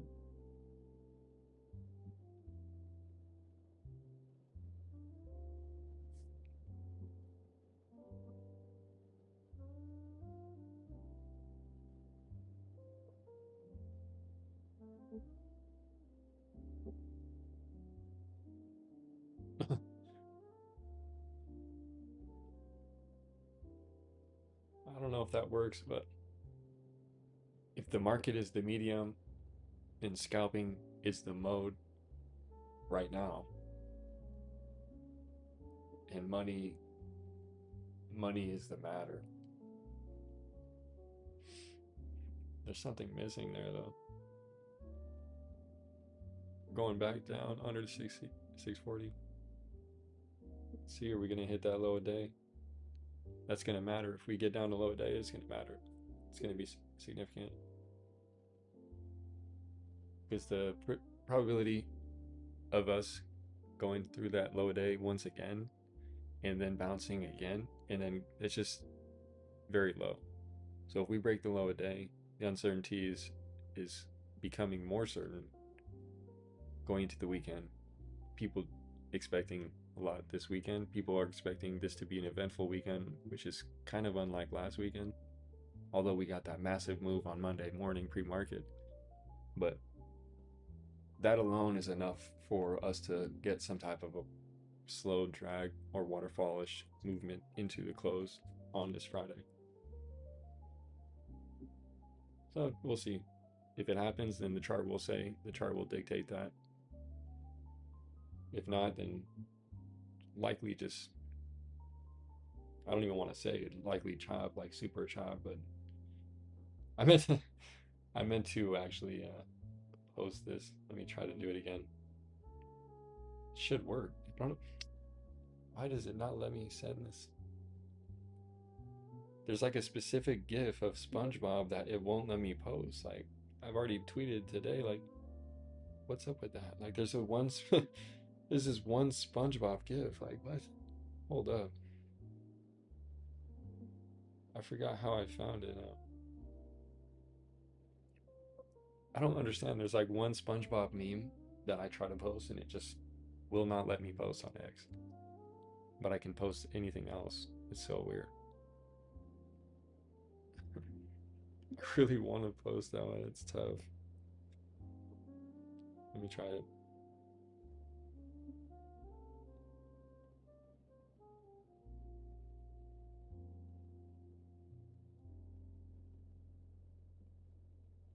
That should work, right? Literally, no. Post not sent. We're sorry. We're unable to send your post. Man, that's crazy. And that makes me feel bad for pressing retry over and over because yeah, that's crazy. I don't understand. I wish I could show it. I can show. I gotta tweet it another time. That's frustrating because I really wanted to tweet that. I really like that. This one SpongeBob meme is just fire. It will not let me post it. I don't understand.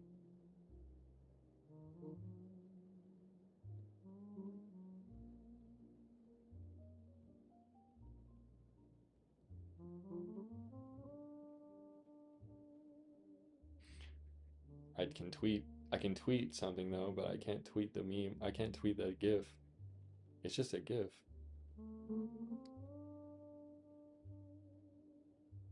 I don't understand that. That's insane. Like it. I wish I could know why. Like, is there something wrong with this GIF? Like, is it like illegal or something? It's just like What is it?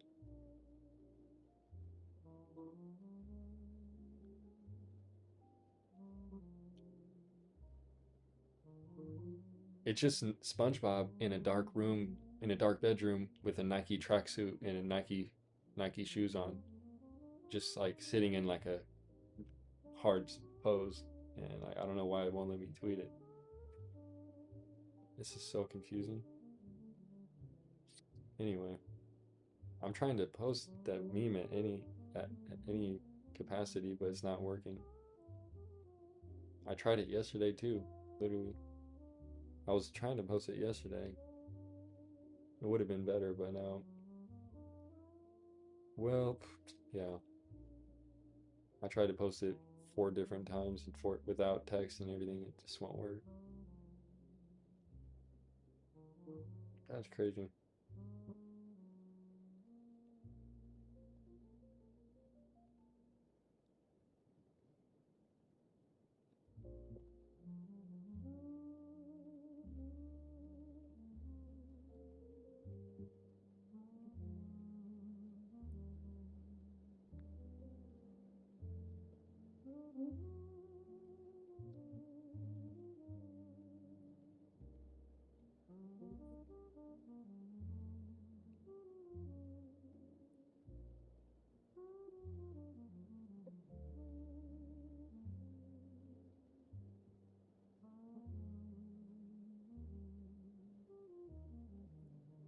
I'm gonna have to tweet at Nikki Tabor and my drafts and ask why can't I post this, bro?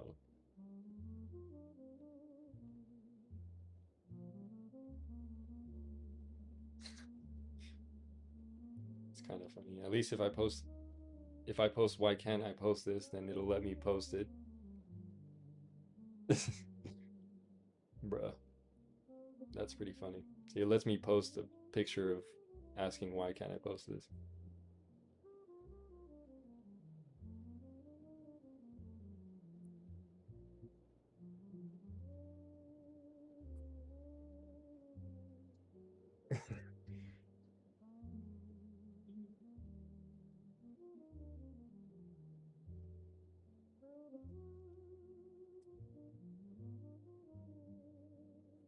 Well,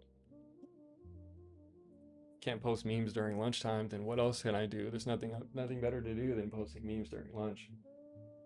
Oh, I forgot. I need to go eat.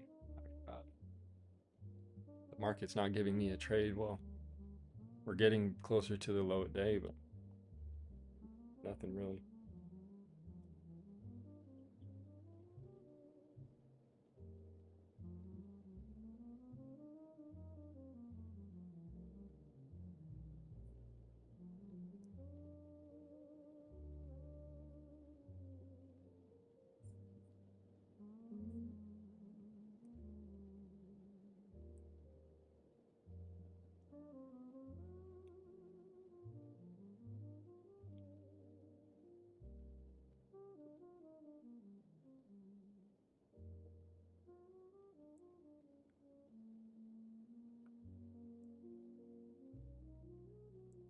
If anybody took a day trade today, I want to know what was the setup? Did you profit? Was it successful? What was your mindset going into it? What was your mindset on the exit? Are you still in the trade? Do you foresee a trade at this level? Because personally, I don't think there's pretty much not a single trade that's worth taking today. Besides, I will say, if you're like PB trades and you want to short off of the retest on the upside of the VWAP, then this is a trade. You could profit on that. So I would say that this is actually a solid trade if you're going to do that. But I mean, if you enter on the close, then you barely get anything. So it's not much. And then you get this, and then you try to enter, and that's not much. And then you enter again on the close below the VWAP again, and then possibly, there's a couple little trades that's potential, but these are real small scalps and higher risk. It's worth it if you can manage your account properly, but if you're trying to take 1 or 2 trades and be done, then I'm being more patient. Now we're starting to get more of a distinct downtrend here. If we break this low, then that's pretty distinguished. We'll see. After lunch, it's 45 minutes still left until lunch is over. Let's see.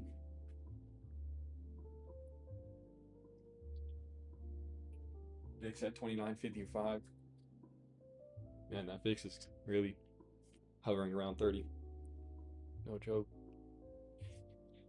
It is what it is. It's just the uncertainty. You know, it's pretty much, it seems pretty obvious that the VIX is going to break above 30 and we're going to get a big gap down or something similar, run into the close, or a fall into the close, I would say.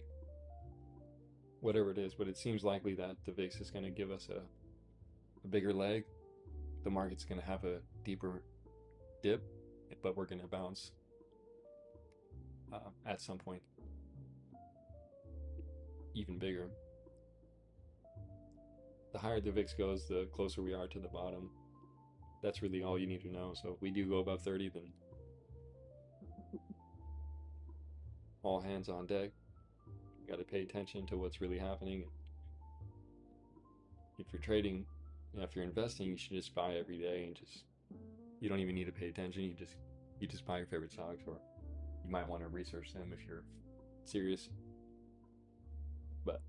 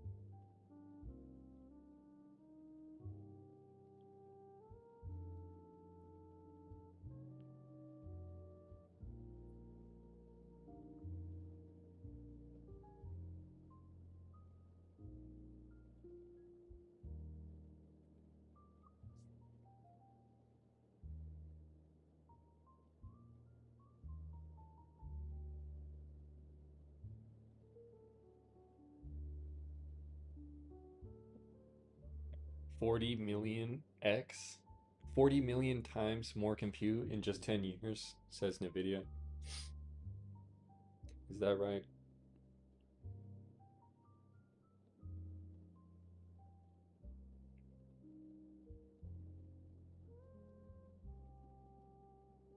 That's unbelievable number. That's almost innumerable. 40 million X is almost innumerable.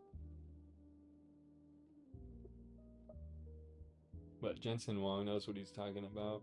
He said they're going to post $1 trillion by 27, by the end of 27. That's just the beginning. But then there's the other crowd that's saying that they're gonna post an algorithm that's gonna increase the efficiency by 99,000x. And so there's both sides of that argument. And honestly, I don't think more efficiency means less chips necessarily. I think at the end of the day, more efficiency grants more chips. And that's what they don't want you to understand or think about. That's just the way I think about it, just based on my intuition. I don't know all the numbers or anything too detailed. I just know that compute and data and the cloud infrastructure is the control, the new power, more so than real estate and anything else before it. Like the control of data now in the cloud, the infrastructure of the automated internet and its gated barriers, and there's some barriers to entry, there's some paywalling, and there's some things like that where the hierarchy is retained in a big way, and even further to where now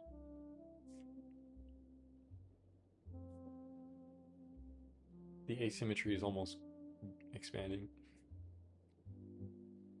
with technology and innovation, because there's most people don't even know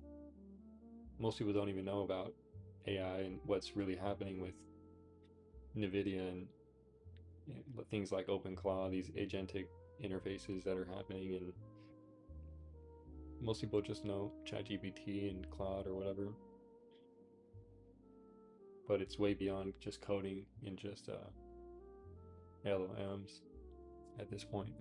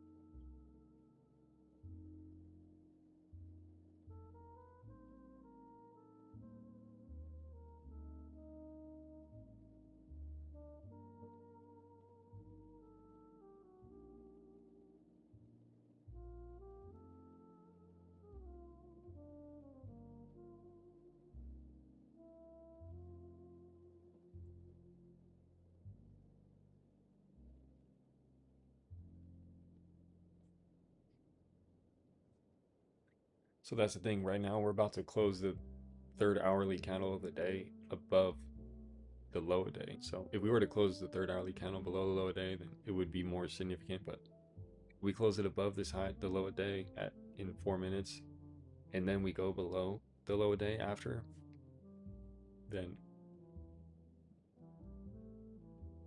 it basically is just less of a signal.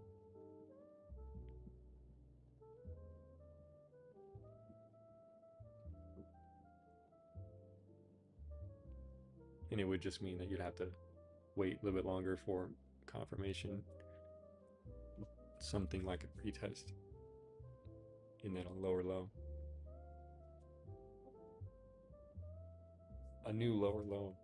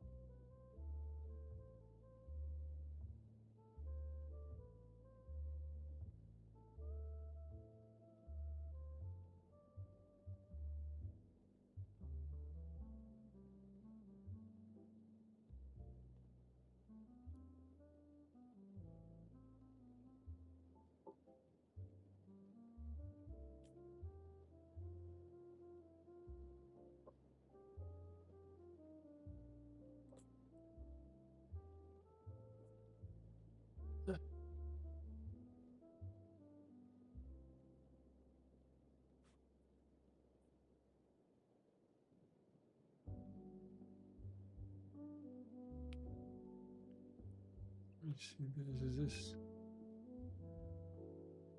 25. All right, about to be uh, halfway through lunch. Still haven't broke the low a day.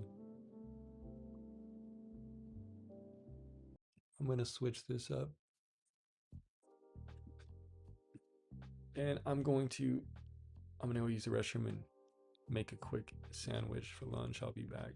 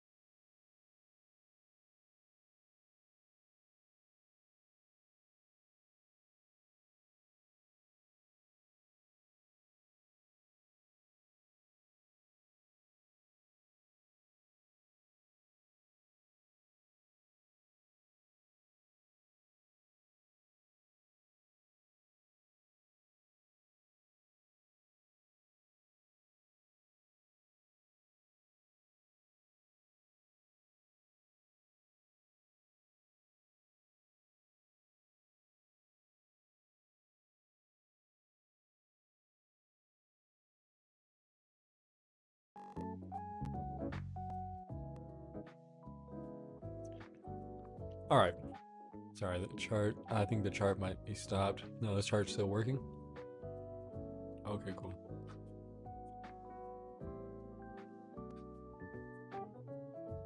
Market's still going right back to the low of day. There we go. Perfect timing. Look at that. There we go. New low of day right there. Perfect timing. Told you we closed that third hour candle just above the low of day, and now we're breaking the low of day just after. My computer's on 19%. I'm gonna plug it in. I can plug it in though.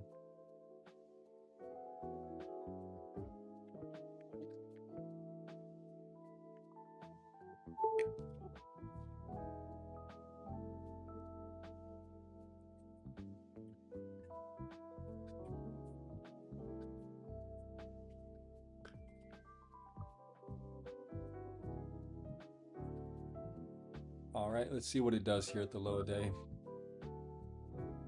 See how it reacts. We're gonna just flush it. The hourly candle looks pretty rough, breaking below the structure. 3 hourly candles in a row. Now we're opening kind of below and breaking the new low. So let's see.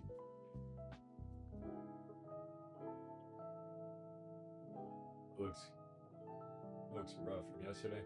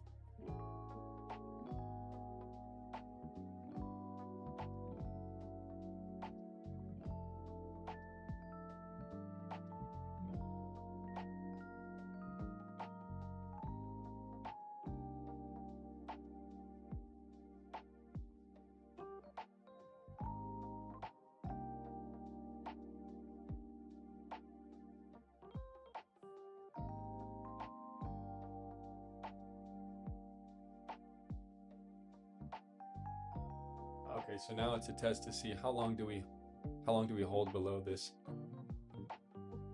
resistance that we've now created right about here. So there's a low right about here on the hourly 30-minute chart. We're now below. So if we hold below it, then that will be indicative of a continuation. And if we don't, then it's possibly another sweep. Like we already had a sweep here, and now this would be, but I don't really see too much. It's hard to say. The downtrend is pretty significant right now, and it's the end of the week, so, and it's kind of still halfway through lunch. So see if it really holds below this low.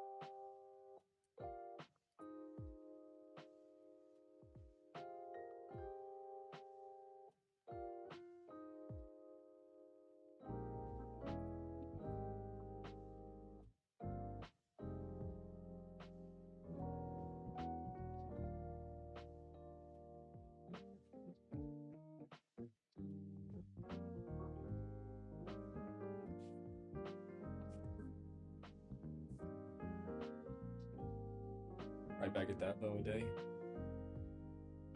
Support or mean resistance.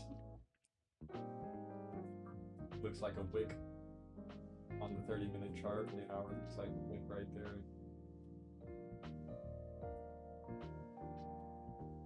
Just like the previous sweep. We'll see.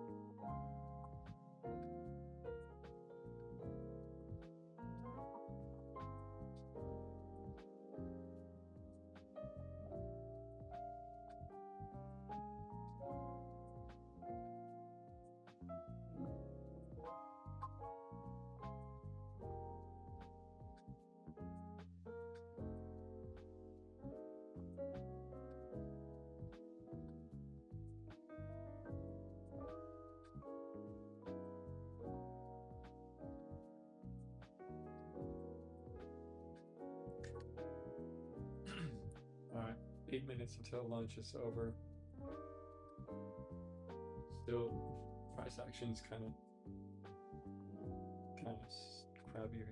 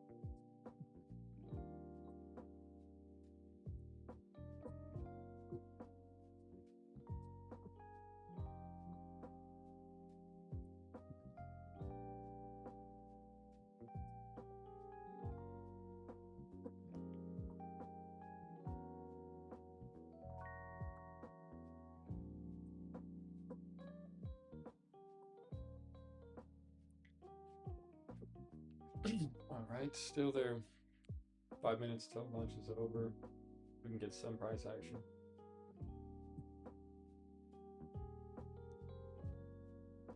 It's not really much going on. It's pretty dead right now.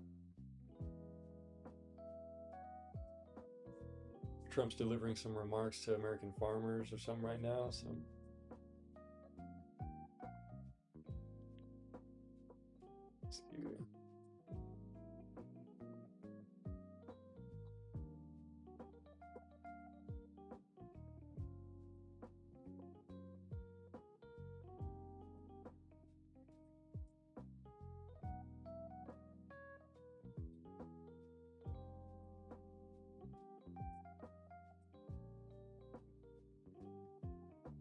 I feel a good opportunity coming on soon though. I like the way this chart is starting to look. It was constructive above that VWAP. Now we're doing the exact opposite. We're holding below the VWAP, and then we made a new low a day. We're almost retesting some of the levels around 640. And let's see. So we make a new low a day, then 635 would be the next level. Like I was saying yesterday, that would be like a possible bounce level. And then below that, another, just basically moving in $5 ranges. That's if we were to break the low and continue.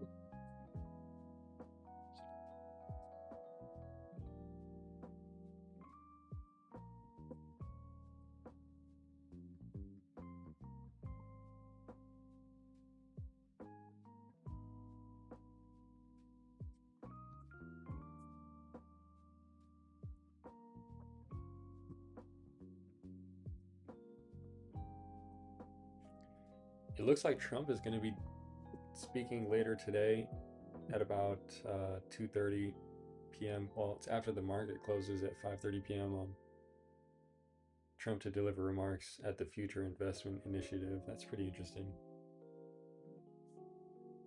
But that's after the market, so not going to be anything there.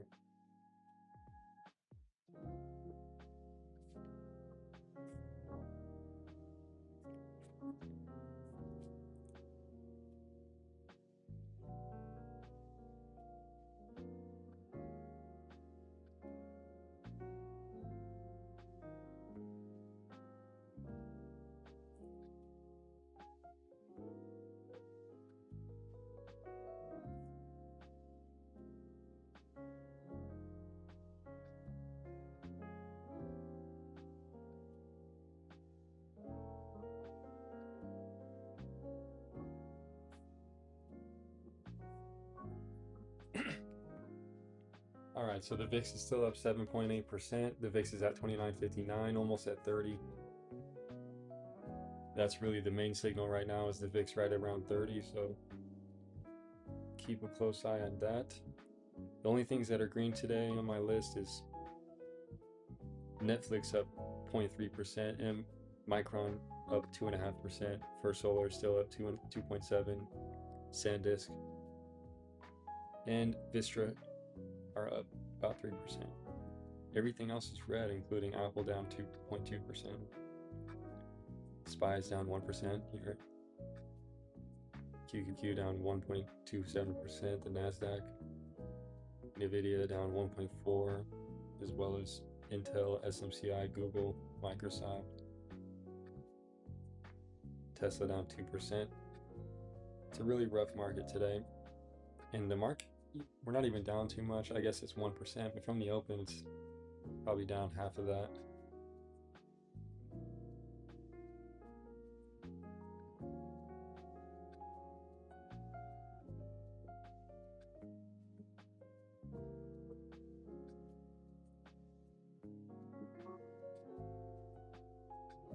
The daily candle on Bitcoin today is very weak.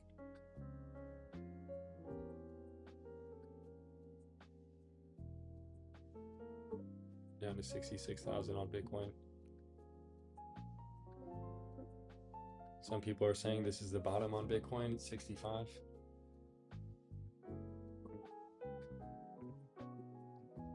But some people some months ago were saying Bitcoin could drop as low as 40 or 50,000.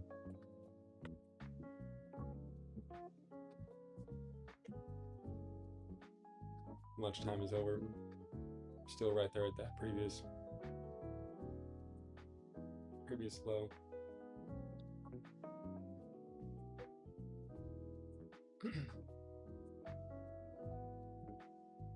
Let's see how the option chain on SPY looks.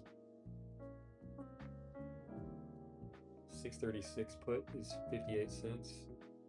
641 call is 55 cents. Not too bad actually. The low of day is 638. All that. 636 is 56 cents.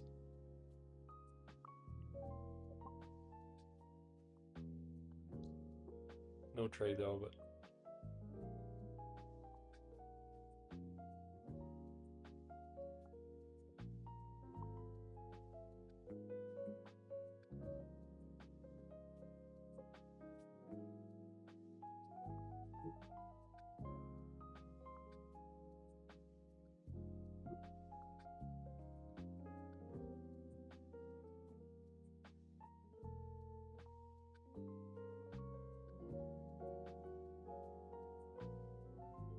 $638, another candle below the previous low. Not even the previous, well, previous intraday low on the 30-minute hourly chart, holding below it.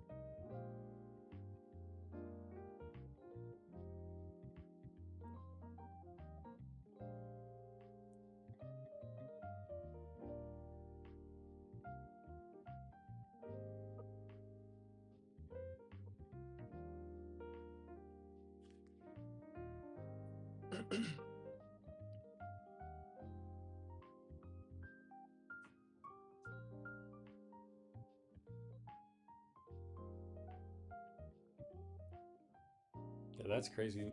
Netflix is raising their subscription prices again. It used to be like what, like $5 or $10. Now it's 20, 30, 40. What's going to be $50 a month for access to movies? It's just crazy. I don't even know what to really think about that. Don't really know how to think about that. I think that minimum wage should be doubled if that's the case.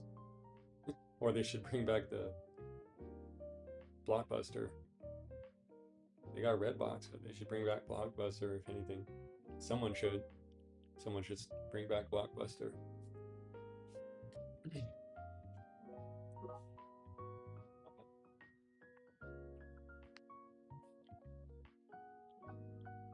$10 a movie, physical movie, 20 whatever. Better than paying 20 a month.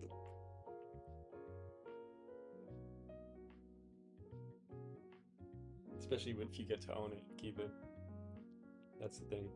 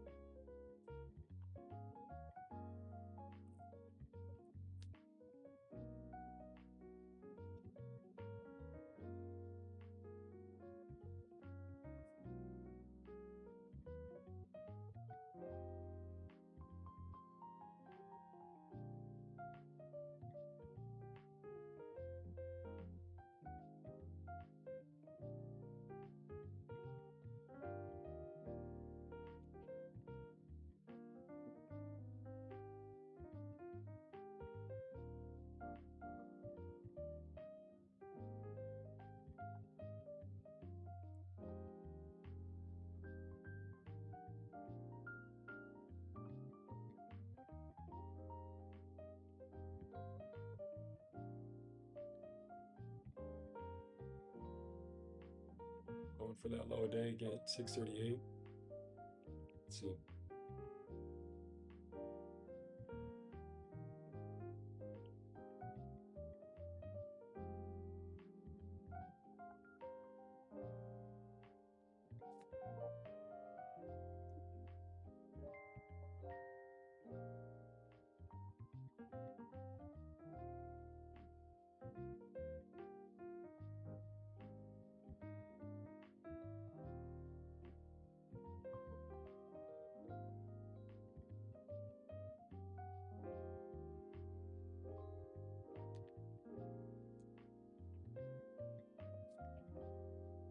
Nope.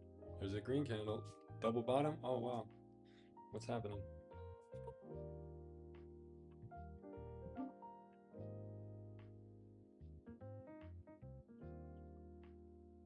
Right up to the VWAP. Wow.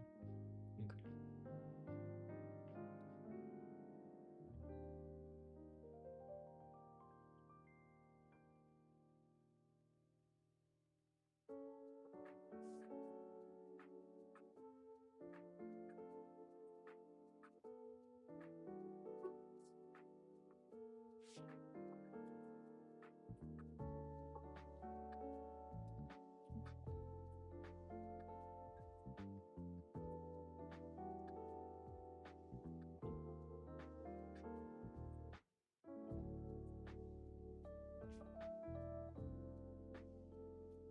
Nothing too crazy there, just a slight headline saying there's no immediate plan, so it's really actually just more just uncertainty. Saying no immediate plan, so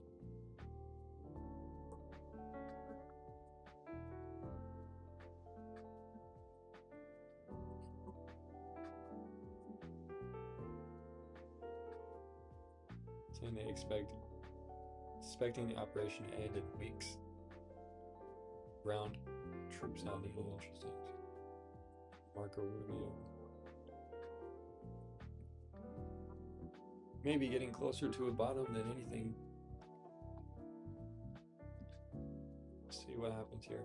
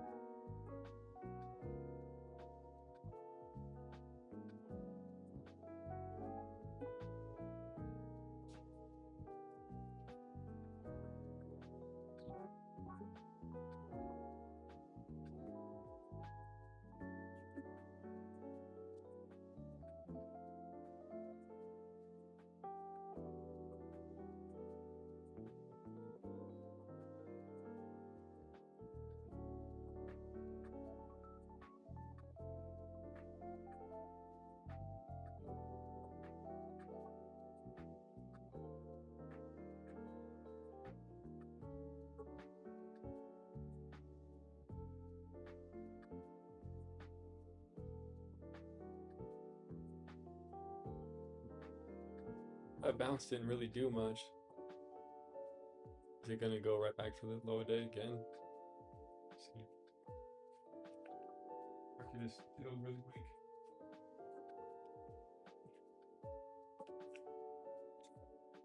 Tested the VWAP, and on the 30-minute, we're getting some form of some sort of a inverted hammer candle. It's not too good. If we break the low here, it's pretty rough. Need momentum. We haven't had any real momentum yet today.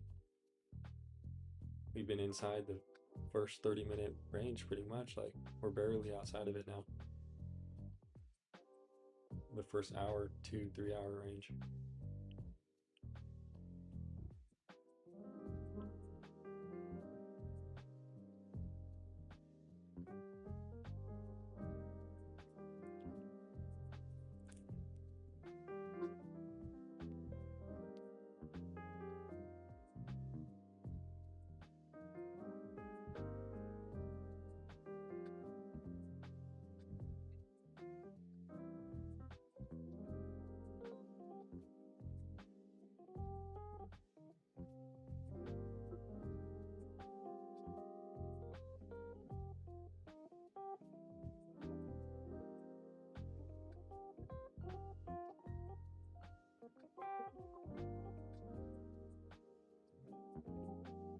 Oh,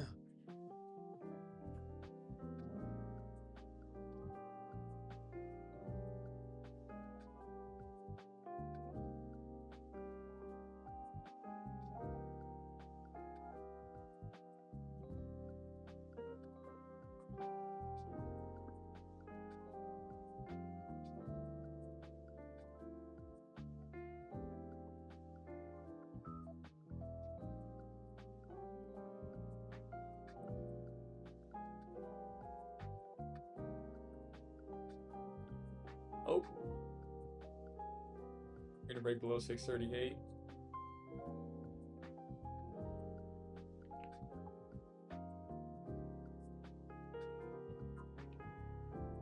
You're still 15, 16 minutes on the 30-minute candle, but the 30-minute candle is like an inverted hammer here. If it closes that low a day,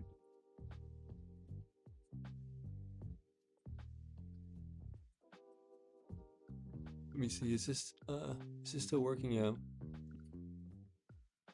Yeah, if we're at low a day, a new low a day in 15 minutes, then probably gonna end up going all the way down to 635. That's what it looks, that's what it's looking like.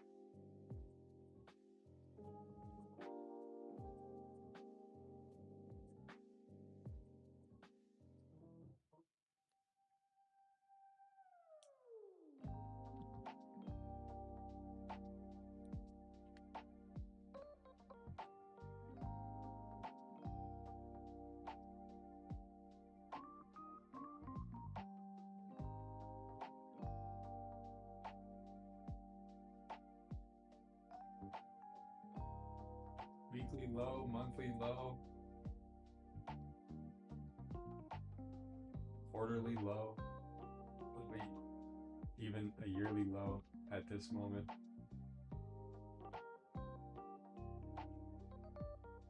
And this 30-minute candle is pretty bearish.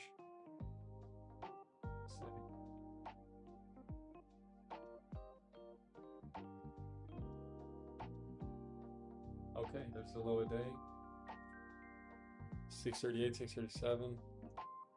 SPY's breaking below that 638 level. Those 636 call or puts, they were at 56 cents earlier, now they're at 69. Not too bad. They're nearing in the money, but we're going to be out of my price range here pretty quick. 635 put is at 45 cents here. Still looking for more of a solid retest and then a breakaway with momentum is kind of where I'm looking for an entry. Yeah, this 30-minute candle is very bearish, extremely. This hourly candle on SPY right now is very bearish.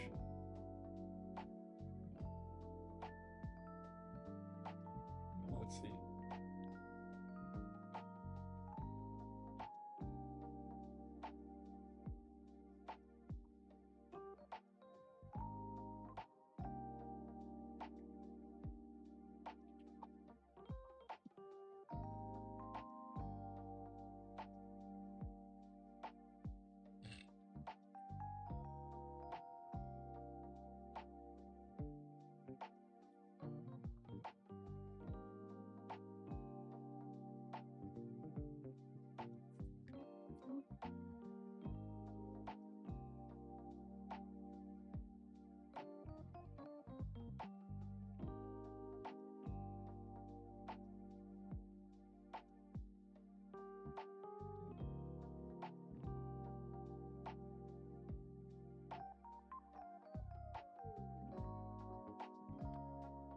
Yeah, the headlines are all over the place. It says one thing, then it says another. It's totally uncertain. Unfortunate.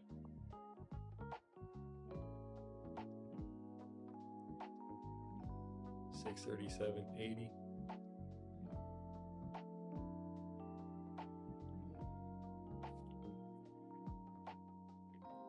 Well,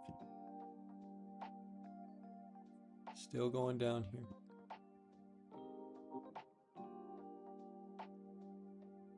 Lower low, and then a sweep, and then another sweep, and then lower low. This weird scam candle. Now and again. 637.70. Okay. Really getting a little bit of momentum here now.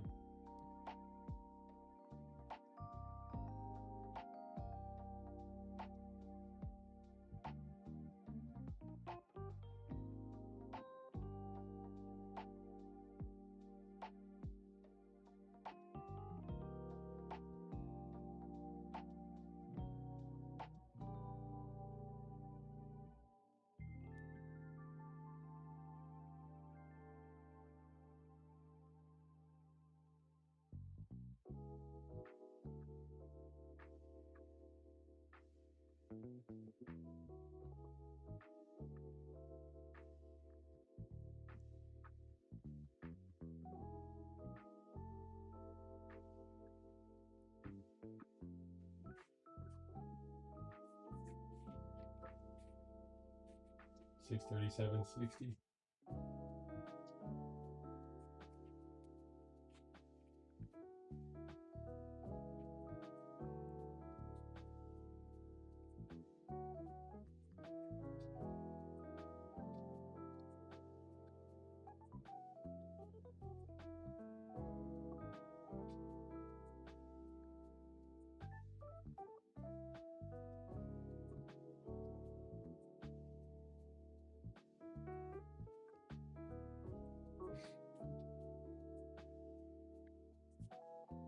It's not too bad for a late entry here, but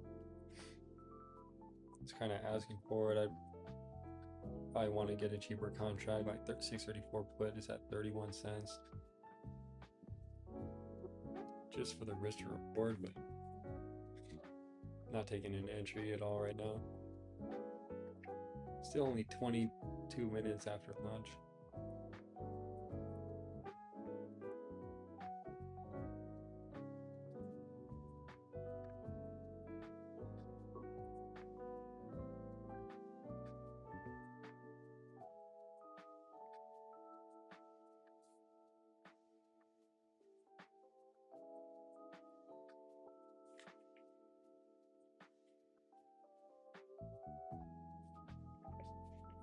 I have a level at 635 and 633, actually.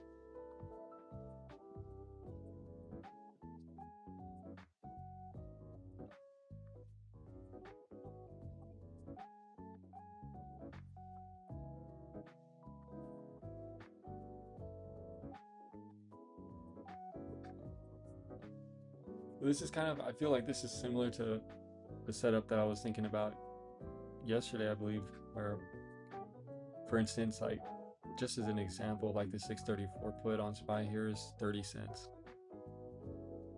The low a day on it is 16 cents, which is about 50% drawdown on that, so about $15, which as a risk, in theory, isn't much, given that we're at low a day and we almost have basically confirmed it here, especially if we close in 6 minutes below on the 30 and hourly with that inverted hammer candle. That's pretty solid. And so the high day on that is also 75 cents, which is more than like 100, maybe 150%, which is pretty good. So even in that case, you know, the risk reward is a little bit better as long as we keep the confirmation going. So that's what I would be looking at, and I would think that it's worth the risk here, but I'm still kind of hesitant. But I should probably not be so hesitant with a trade like that, like kind of how it was yesterday, where that 44-cent contract actually had gone up to like $1.20 very quickly in the same situation. Just as an observation that I'm having on the contract. So I think I will actually enter one at like 33 cents here. Let me see. I really want to wait. I kind of want to see this 30-minute candle, hourly candle close, but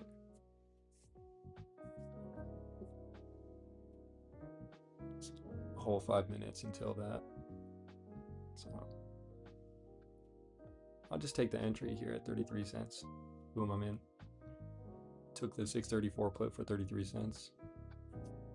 So I would stop out.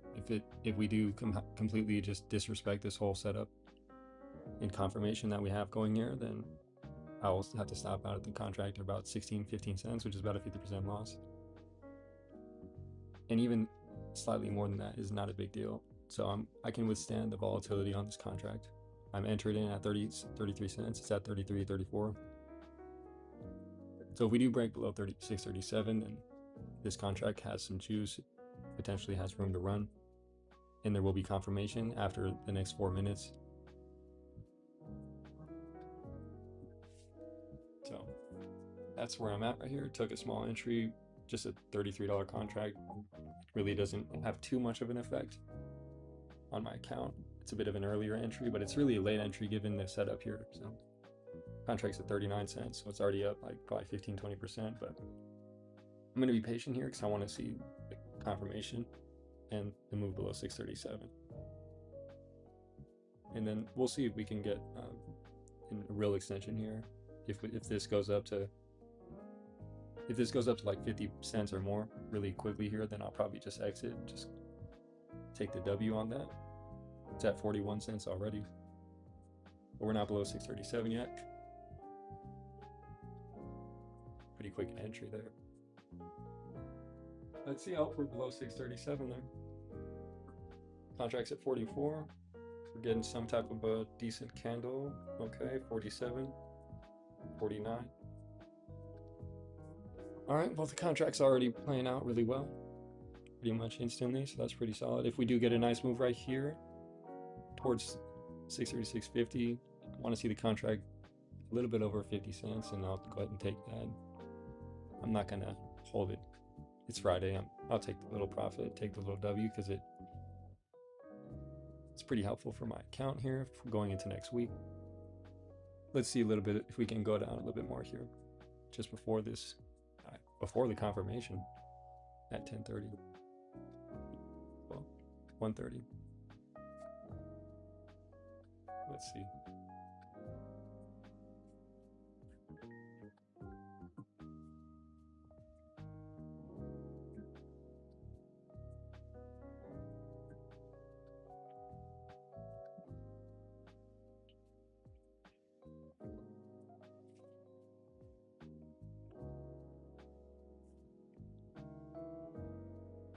Let's see, what's the low? 636.76, is that right?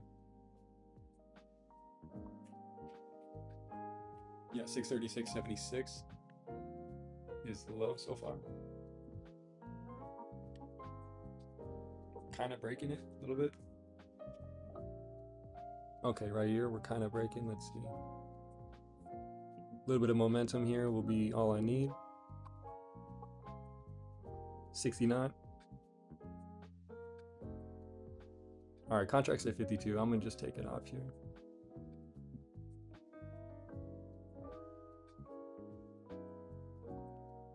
Wait. Let me see, will it let me out? Okay, I got out with the $20 profit.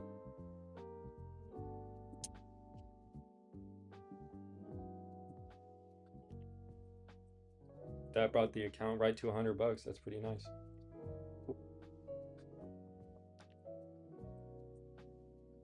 Would be a good hold though. Like honestly, I would hold it, but I'm just taking the profit on it because it's Friday and the trade worked out really quickly there. It was really solid entry. Entered actually at 32 cents, right at 10.25, right at 125 EST, and then took the exit 4 minutes later, just before right now, 10:30, just before that close, and sold for 52 from 32. So $20 profit on the 634 put there. Very solid trade. Brought the account directly up to $100.81. So now we're up, well, looks like, is that right? The account's up 100% now from 50, well, from 50, but this account technically started from 59.77, so it's about like 80-90% of it. Dang.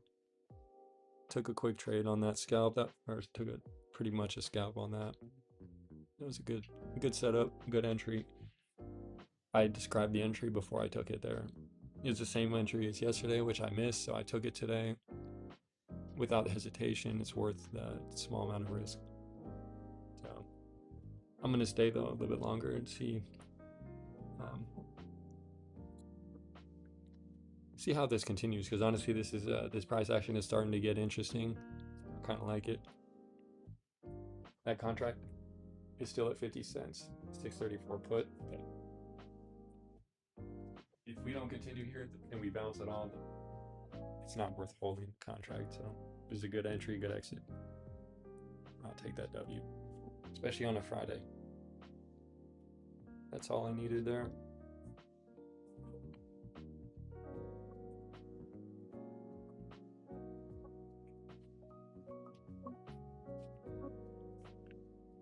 I'm gonna wait till later to write a post about it. But the contract from 32 cents to 52, I don't know what that is. It's about 80%, maybe 70-80%. It's a pretty solid gain there in about 4 minutes, I would say.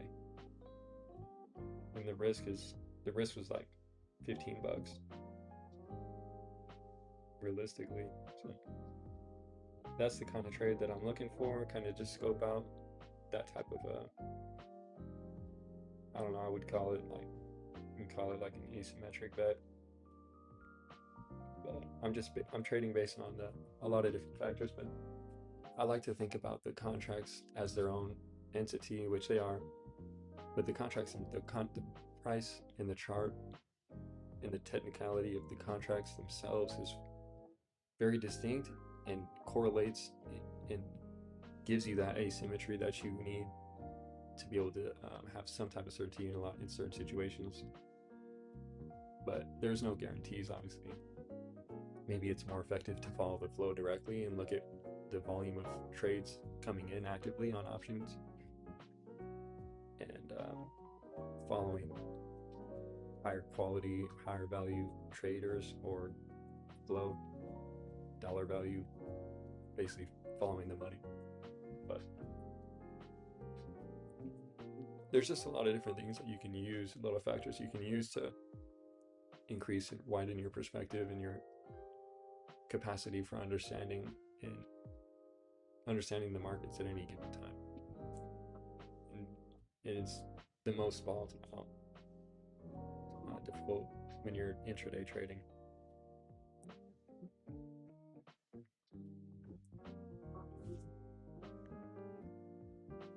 kind of going sideways now.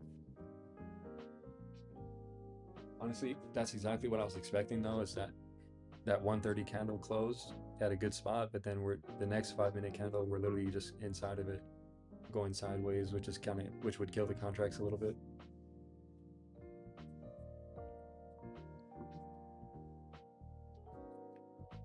So the exit at 10:39 or 10:29 or 1:29. I keep getting the time mixed up. I'm in PST, but on the chart it shows PEST. At 1:29, the exit was really solid because in my head I was thinking that 5-minute candle after that close being so solid would be technically an inside bar, or even any sort of stagnation there, sideways movement, which is basically what's happening here. So that's the risk that you have to take when you stay longer in a trade. 4 minutes is honestly a pretty good amount of time to be in the trade with this type of price action today.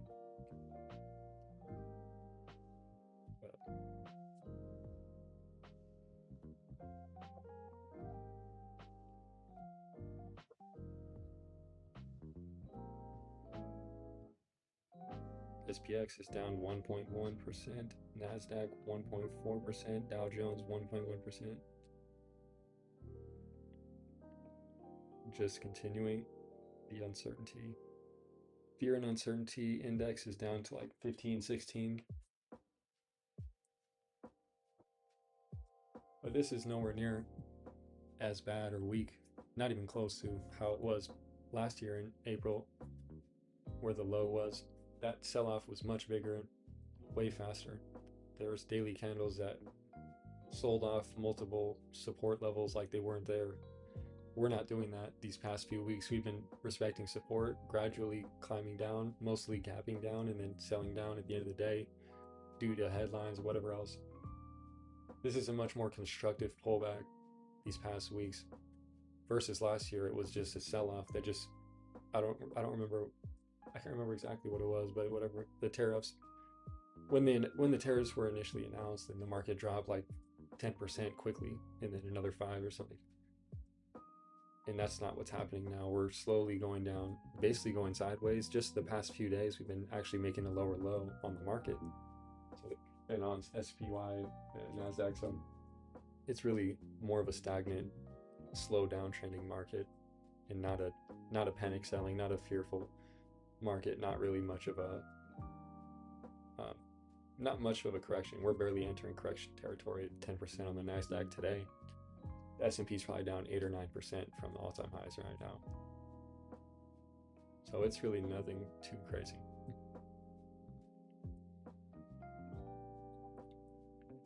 That's the way I'm looking at the market right now. Is it can go either way, and it really just has to do with the sentiment and certainty.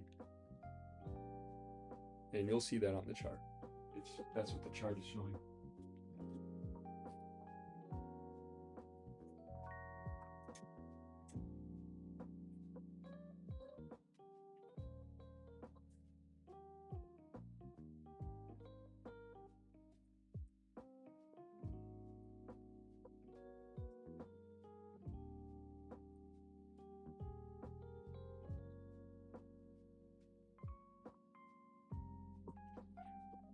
That contract's still at 40 cents though, so still profitable. Pretty good. Let me see. Let me check.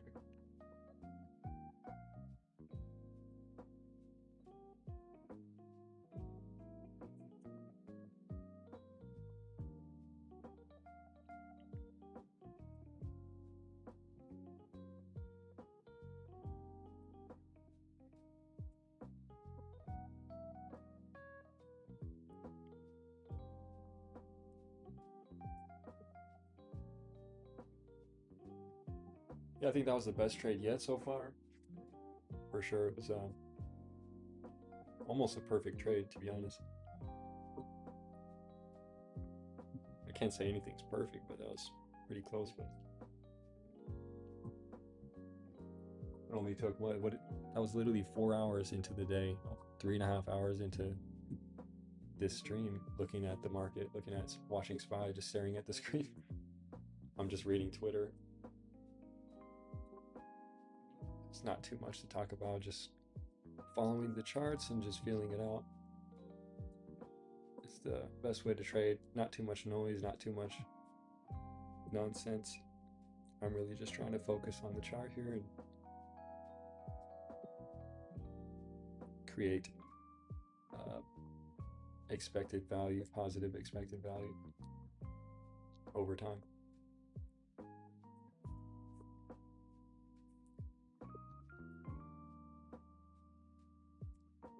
I'm not gonna lie, the way that this looks though, with the gap overnight on SPY, with this gap overnight and the sell-off to this morning, I think that it looks to me like it would be likely that over the weekend we just gap back up to where we were on the last 2 days. I'm not gonna lie, it looks to me like on Monday we're gonna gap up to 650. That's just my prediction right now. My prediction is that Monday, even if we close at 635 right now, we gap up to 645 or 650 on Monday. That's what I'm thinking. I'm just looking at the chart and I'm just like I'm picturing the gap up on Monday. I mean, we did it this Monday, but I don't know. I'm visualizing it. We'll see if it materializes. We'll see.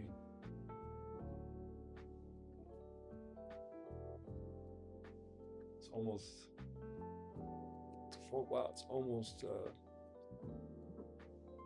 2 o'clock.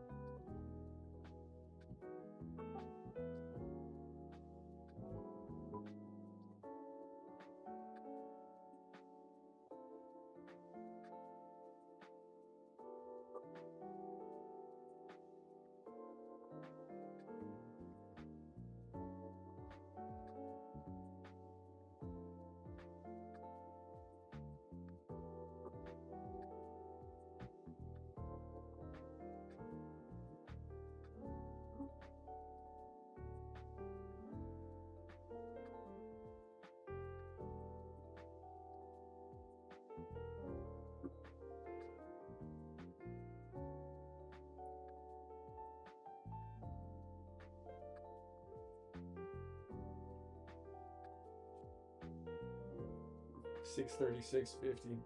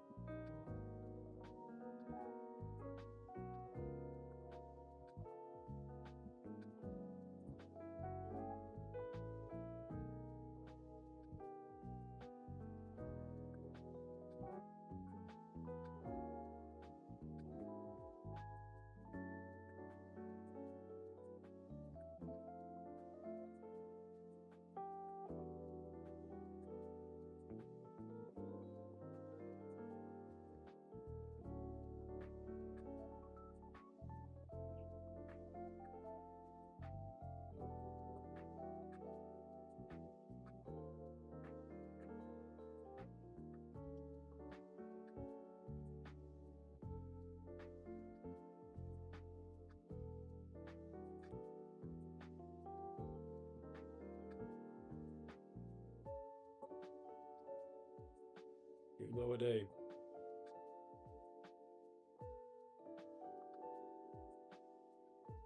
Yeah, that reject off the V-bar was crazy. That was a random candle too, on a fake news. Crazy.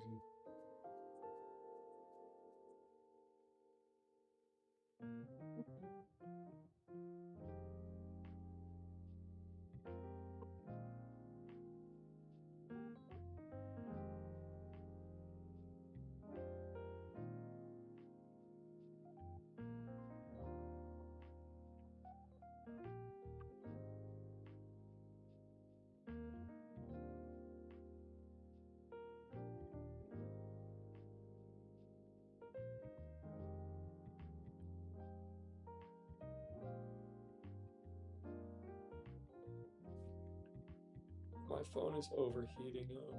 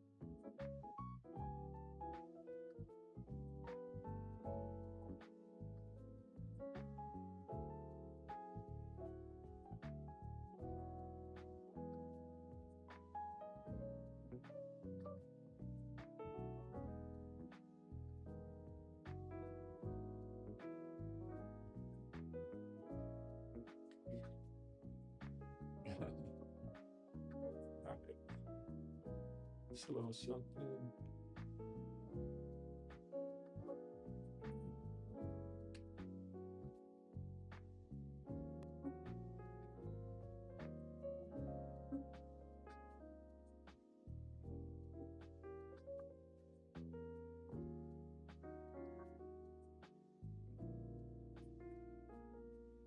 I had posted I took a near perfect trade on the VWAP reject lower low confirmation with practically exact time-based exit before the final confirmation at 1:30 EST or the 4th hourly close at lows. I will post about it after the close. So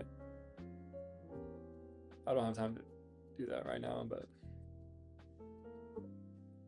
I'll have to mark out. I should mark out the chart, but that's great. Wow. Outside touching grass, but the grass is red. Just a sea of blood red grass. That's wild. Convince me not to swing over the market. Oh yeah, well I'm gonna share my prediction I just made.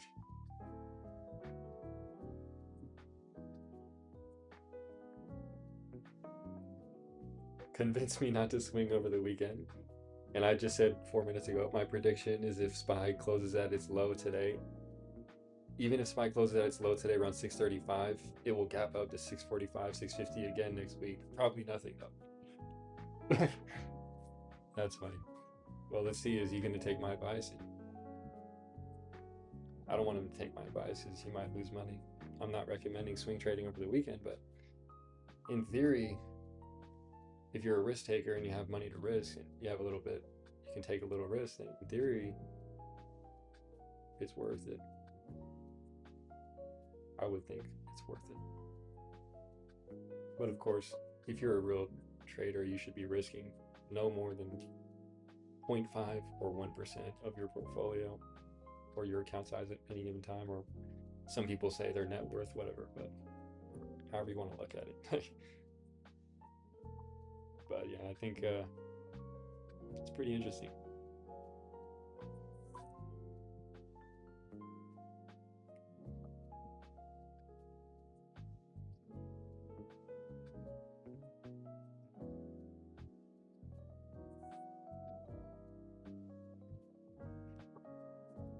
Well, I mean, the chart's still interesting.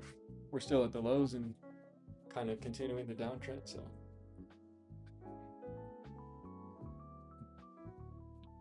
Gonna have to, I don't think I'm gonna be able to stay all the way until the close. I kind of want to.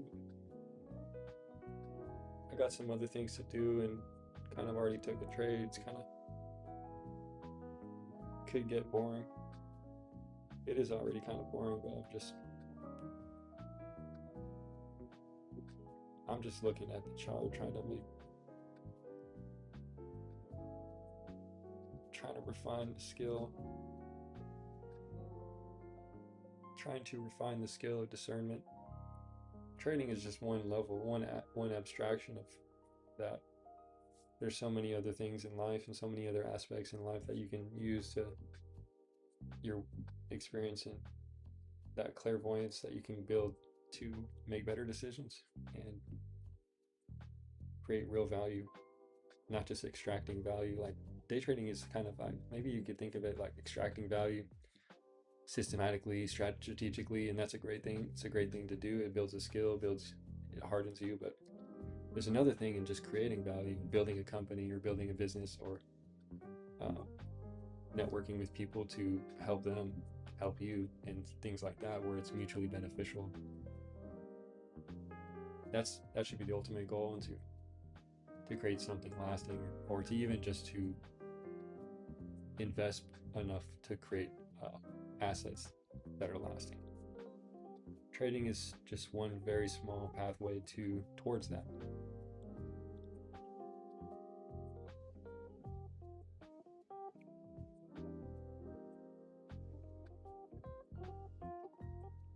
Daily RSI, Relative Strength Index, below 30 for the first time on SPX since April last year. They're saying that's very oversold, looks very oversold, really. I mean, that would, if this is not a divergence, I don't know what is. Well, actually, no. Nope. We only see back to June of last year, and we can't see the April, so I don't see the divergence. But there's no divergence, but it is very oversold. RSI being negative 23. Is that right? Below 30. No, that's the. Where is that? Oh, you put the RSI on top. It's at 29.40.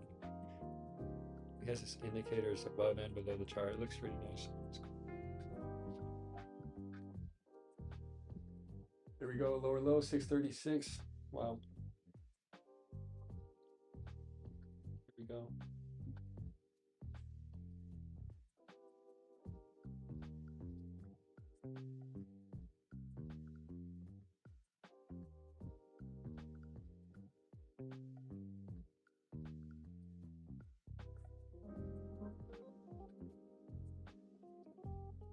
Below 636 and 635 is going to come fast.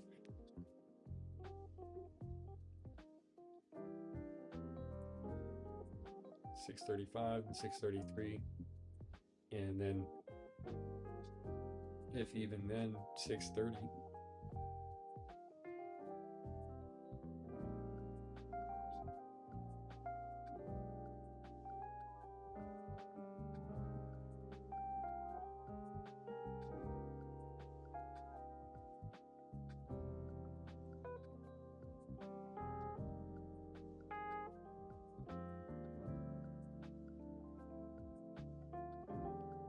Yeah, the SPY is now only 1.4% away from entering a technical correction, which is 10%. So right now it's 8.6% down from all-time highs. Not even at a technical correction yet. That the QQ, the Nasdaq is.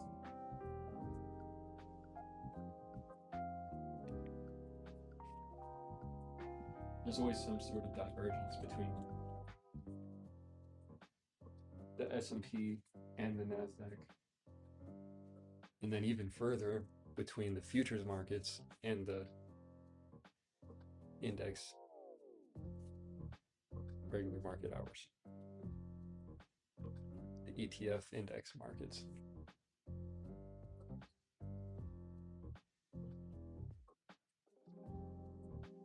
And then I wonder if that will even extend deeper with tokenization that is being, the whole tokenization narrative is being developed in.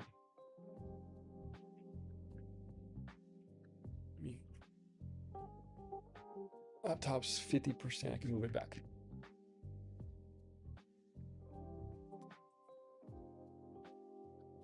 Yeah, if they're tokenizing assets and ETFs, then who knows where that leads. That's one question that I have, and I'm really curious about what that brings about.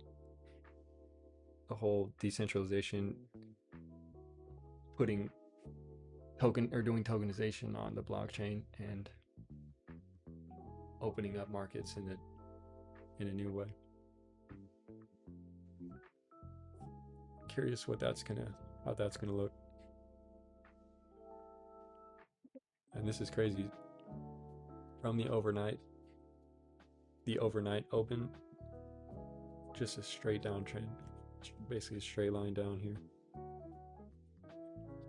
Yesterday too. Wow. 635.94. Oh wow. Okay. No close below 636 though.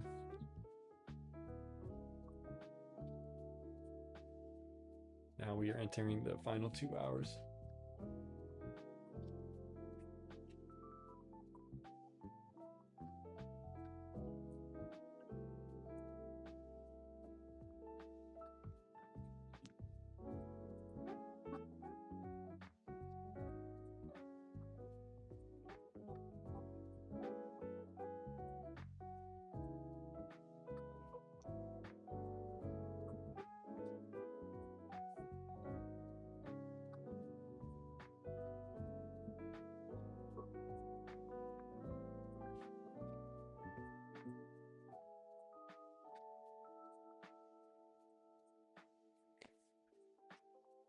Is this meta really that bad? Let me see.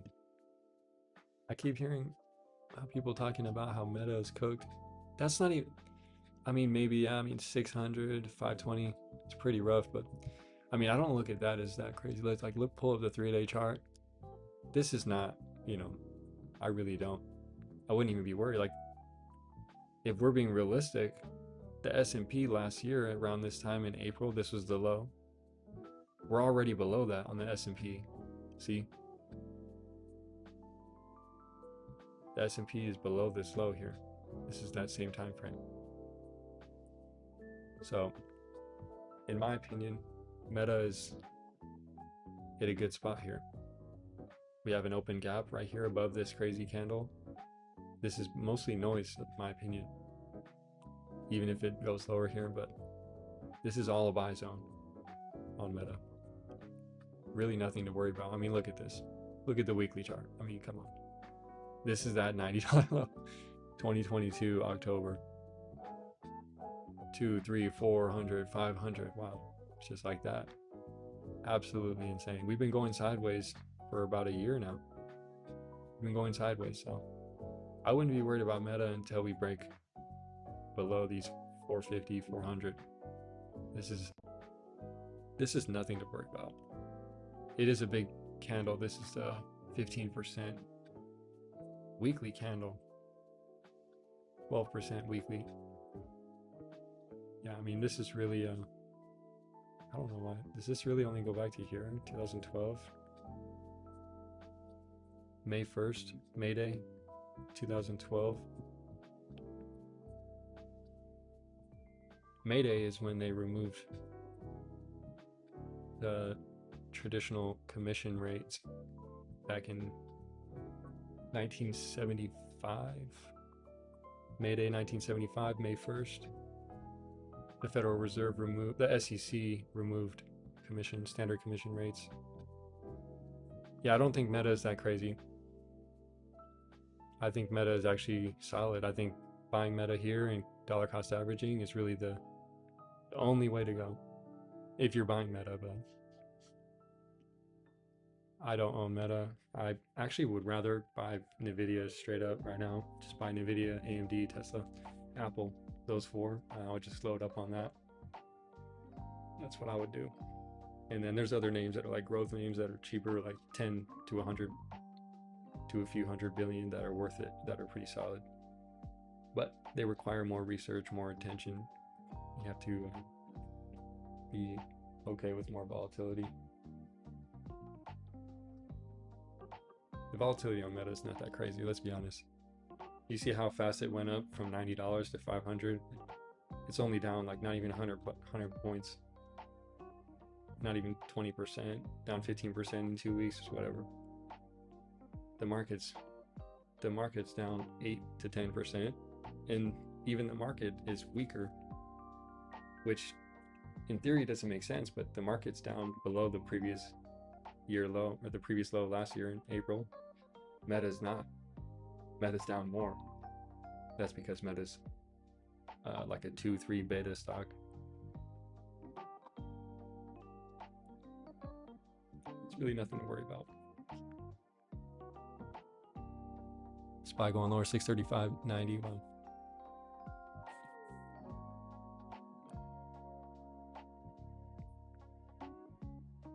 It's just a waterfall here, becoming a waterfall now, which is kind of what I'm expected, but probably no more trades here, just kind of observing how this is honestly kind of, this downtrend is steepening here. 636.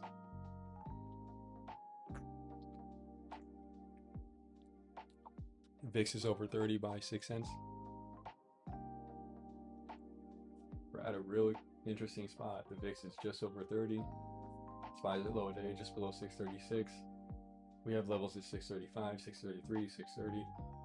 At that point, it starts to get pretty scary. The market will be down about 10%, entering correction mode on the S&P going into the weekend. And I'm assuming the market will gap up 1% or 2% next week. And we'll see what happens. pretty interesting.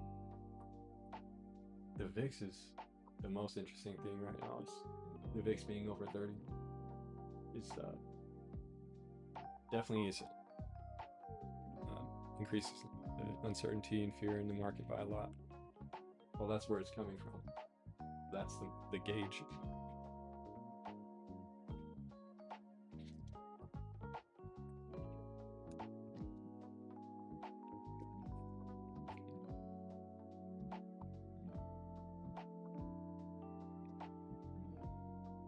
AMD is now down 1%. I think it was green earlier. Now it was green, now it's going red.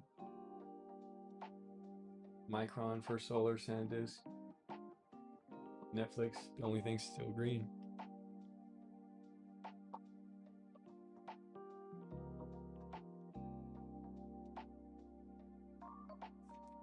Wow. Crazy.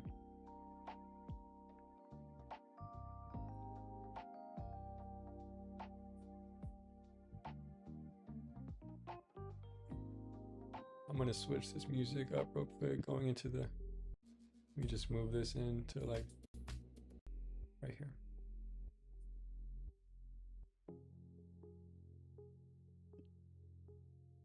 This music, I gotta switch this music up a little bit. It's been like 4 hours, and then it fits the vibe a little bit more. It's a little bit more cyberpunk style. Market's going red right here, 635.50, heading towards 635. Really gonna see how it reacts to that 635 level. We're either gonna get a solid bounce, or we're really gonna flush through it.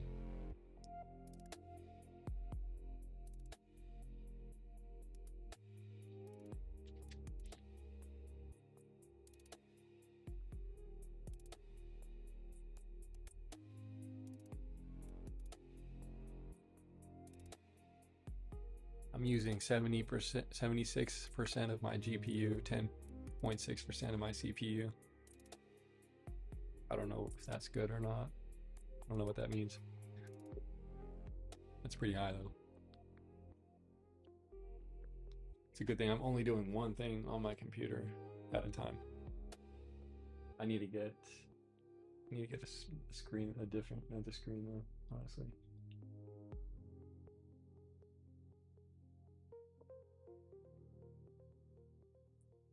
Fine. Yeah, there we go. Another red candle. Wow, that's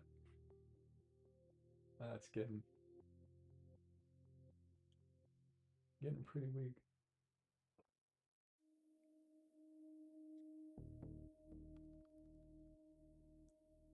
A lot of red candles in a row.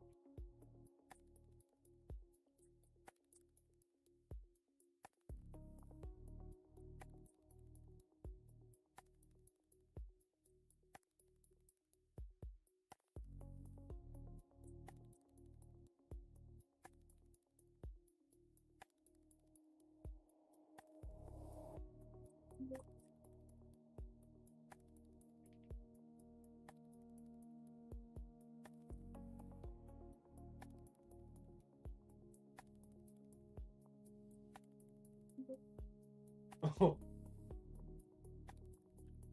I got a playlist recommended to me right now that says Christian EDM. Gospel rave mix, Holy Spirit dance session. That's funny. I gotta check that out. That sounds interesting. Oh, I don't know how that's gonna sound, honestly. Gospel EDM is crazy.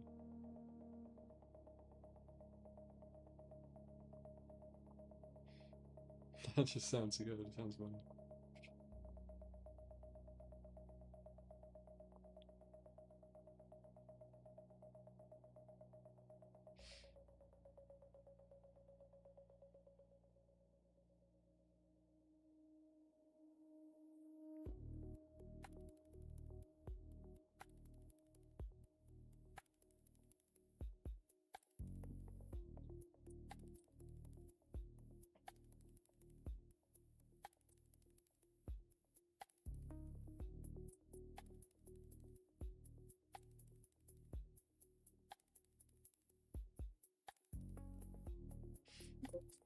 Fear and Greed index is down to 11. Oh wow, yeah, it's moving fast. This morning at the open, it was at 16. Fear and Greed index is down 5 points intraday from 16 to 11. Yep, we're getting closer to the bottom. That's what that means. Remember last April at the lows, we were at 4 on the Fear and Greed index, and that was the bottom.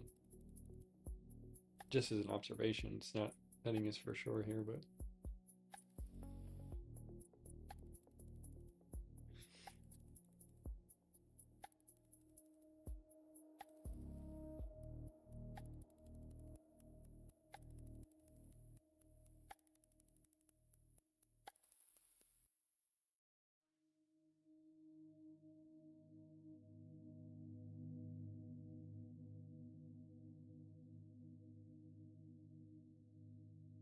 nearly ready.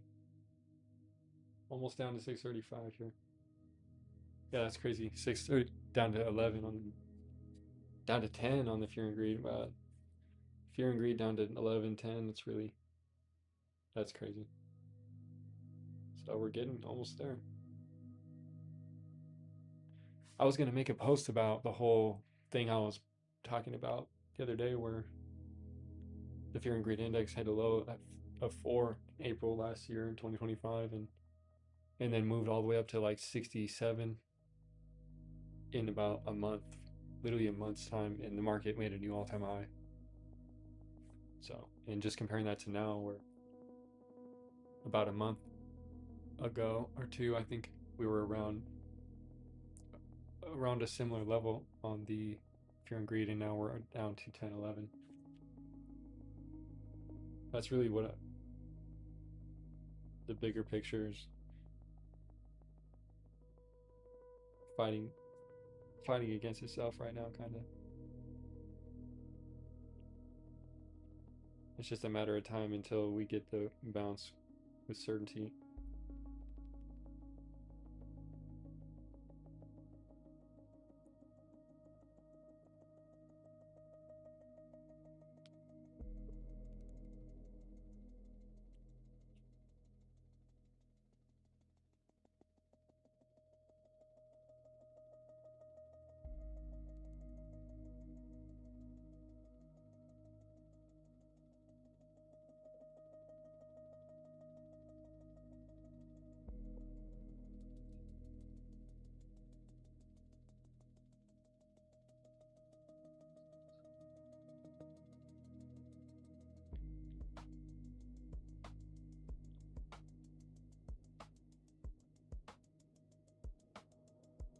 Oil's nearing $100 a barrel again,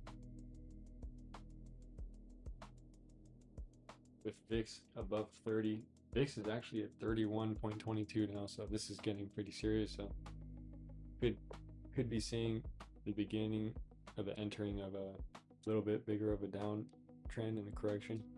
We're nearing 10%. And if it does continue through into next week, then we may see 15-20% before a real significant bounce, and that's just being realistic. Now if we do gap up into next week and then we hold this low, and then we could put in a good signal on the weekly, and then even more significantly on the daily in the next few weeks before to confirm if we were to bounce. But a lot of it has to do with the uncertainty. And right now it's just continuing. There's no changes. So we're just continuing this downtrend you see from top left to bottom right. That's just the way it's going here. Yeah. It'll be obvious when that changes. You'll see it on the screen. It'll start going from bottom left to top right. So it's pretty much that simple.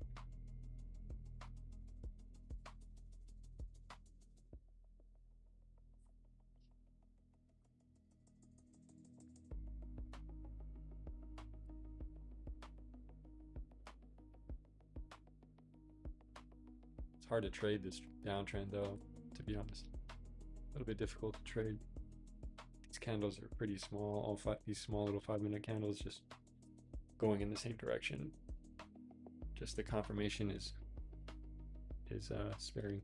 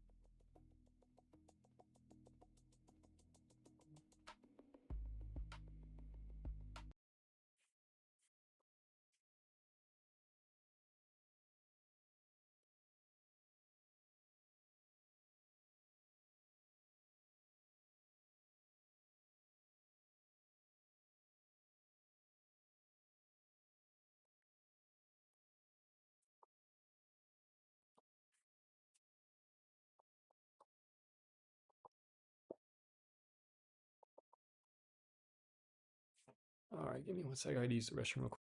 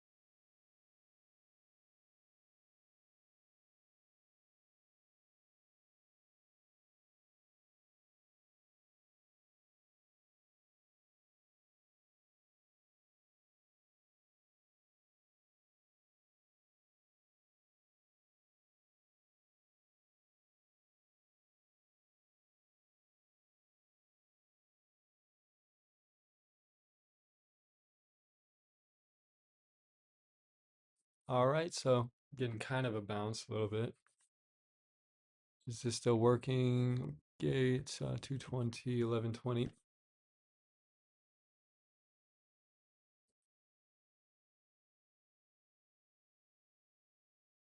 Back to 636. Not too bad, but really not much.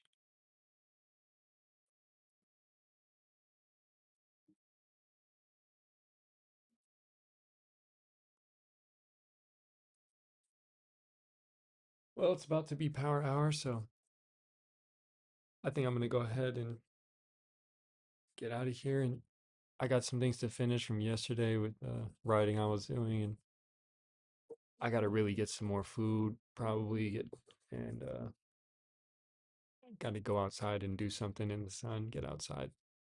I got to stretch, exercise a little bit. Solid trade, really, really good. Really, really good trade after this insane reject. Caught this move right around here. Perfect trade. All right, so see you.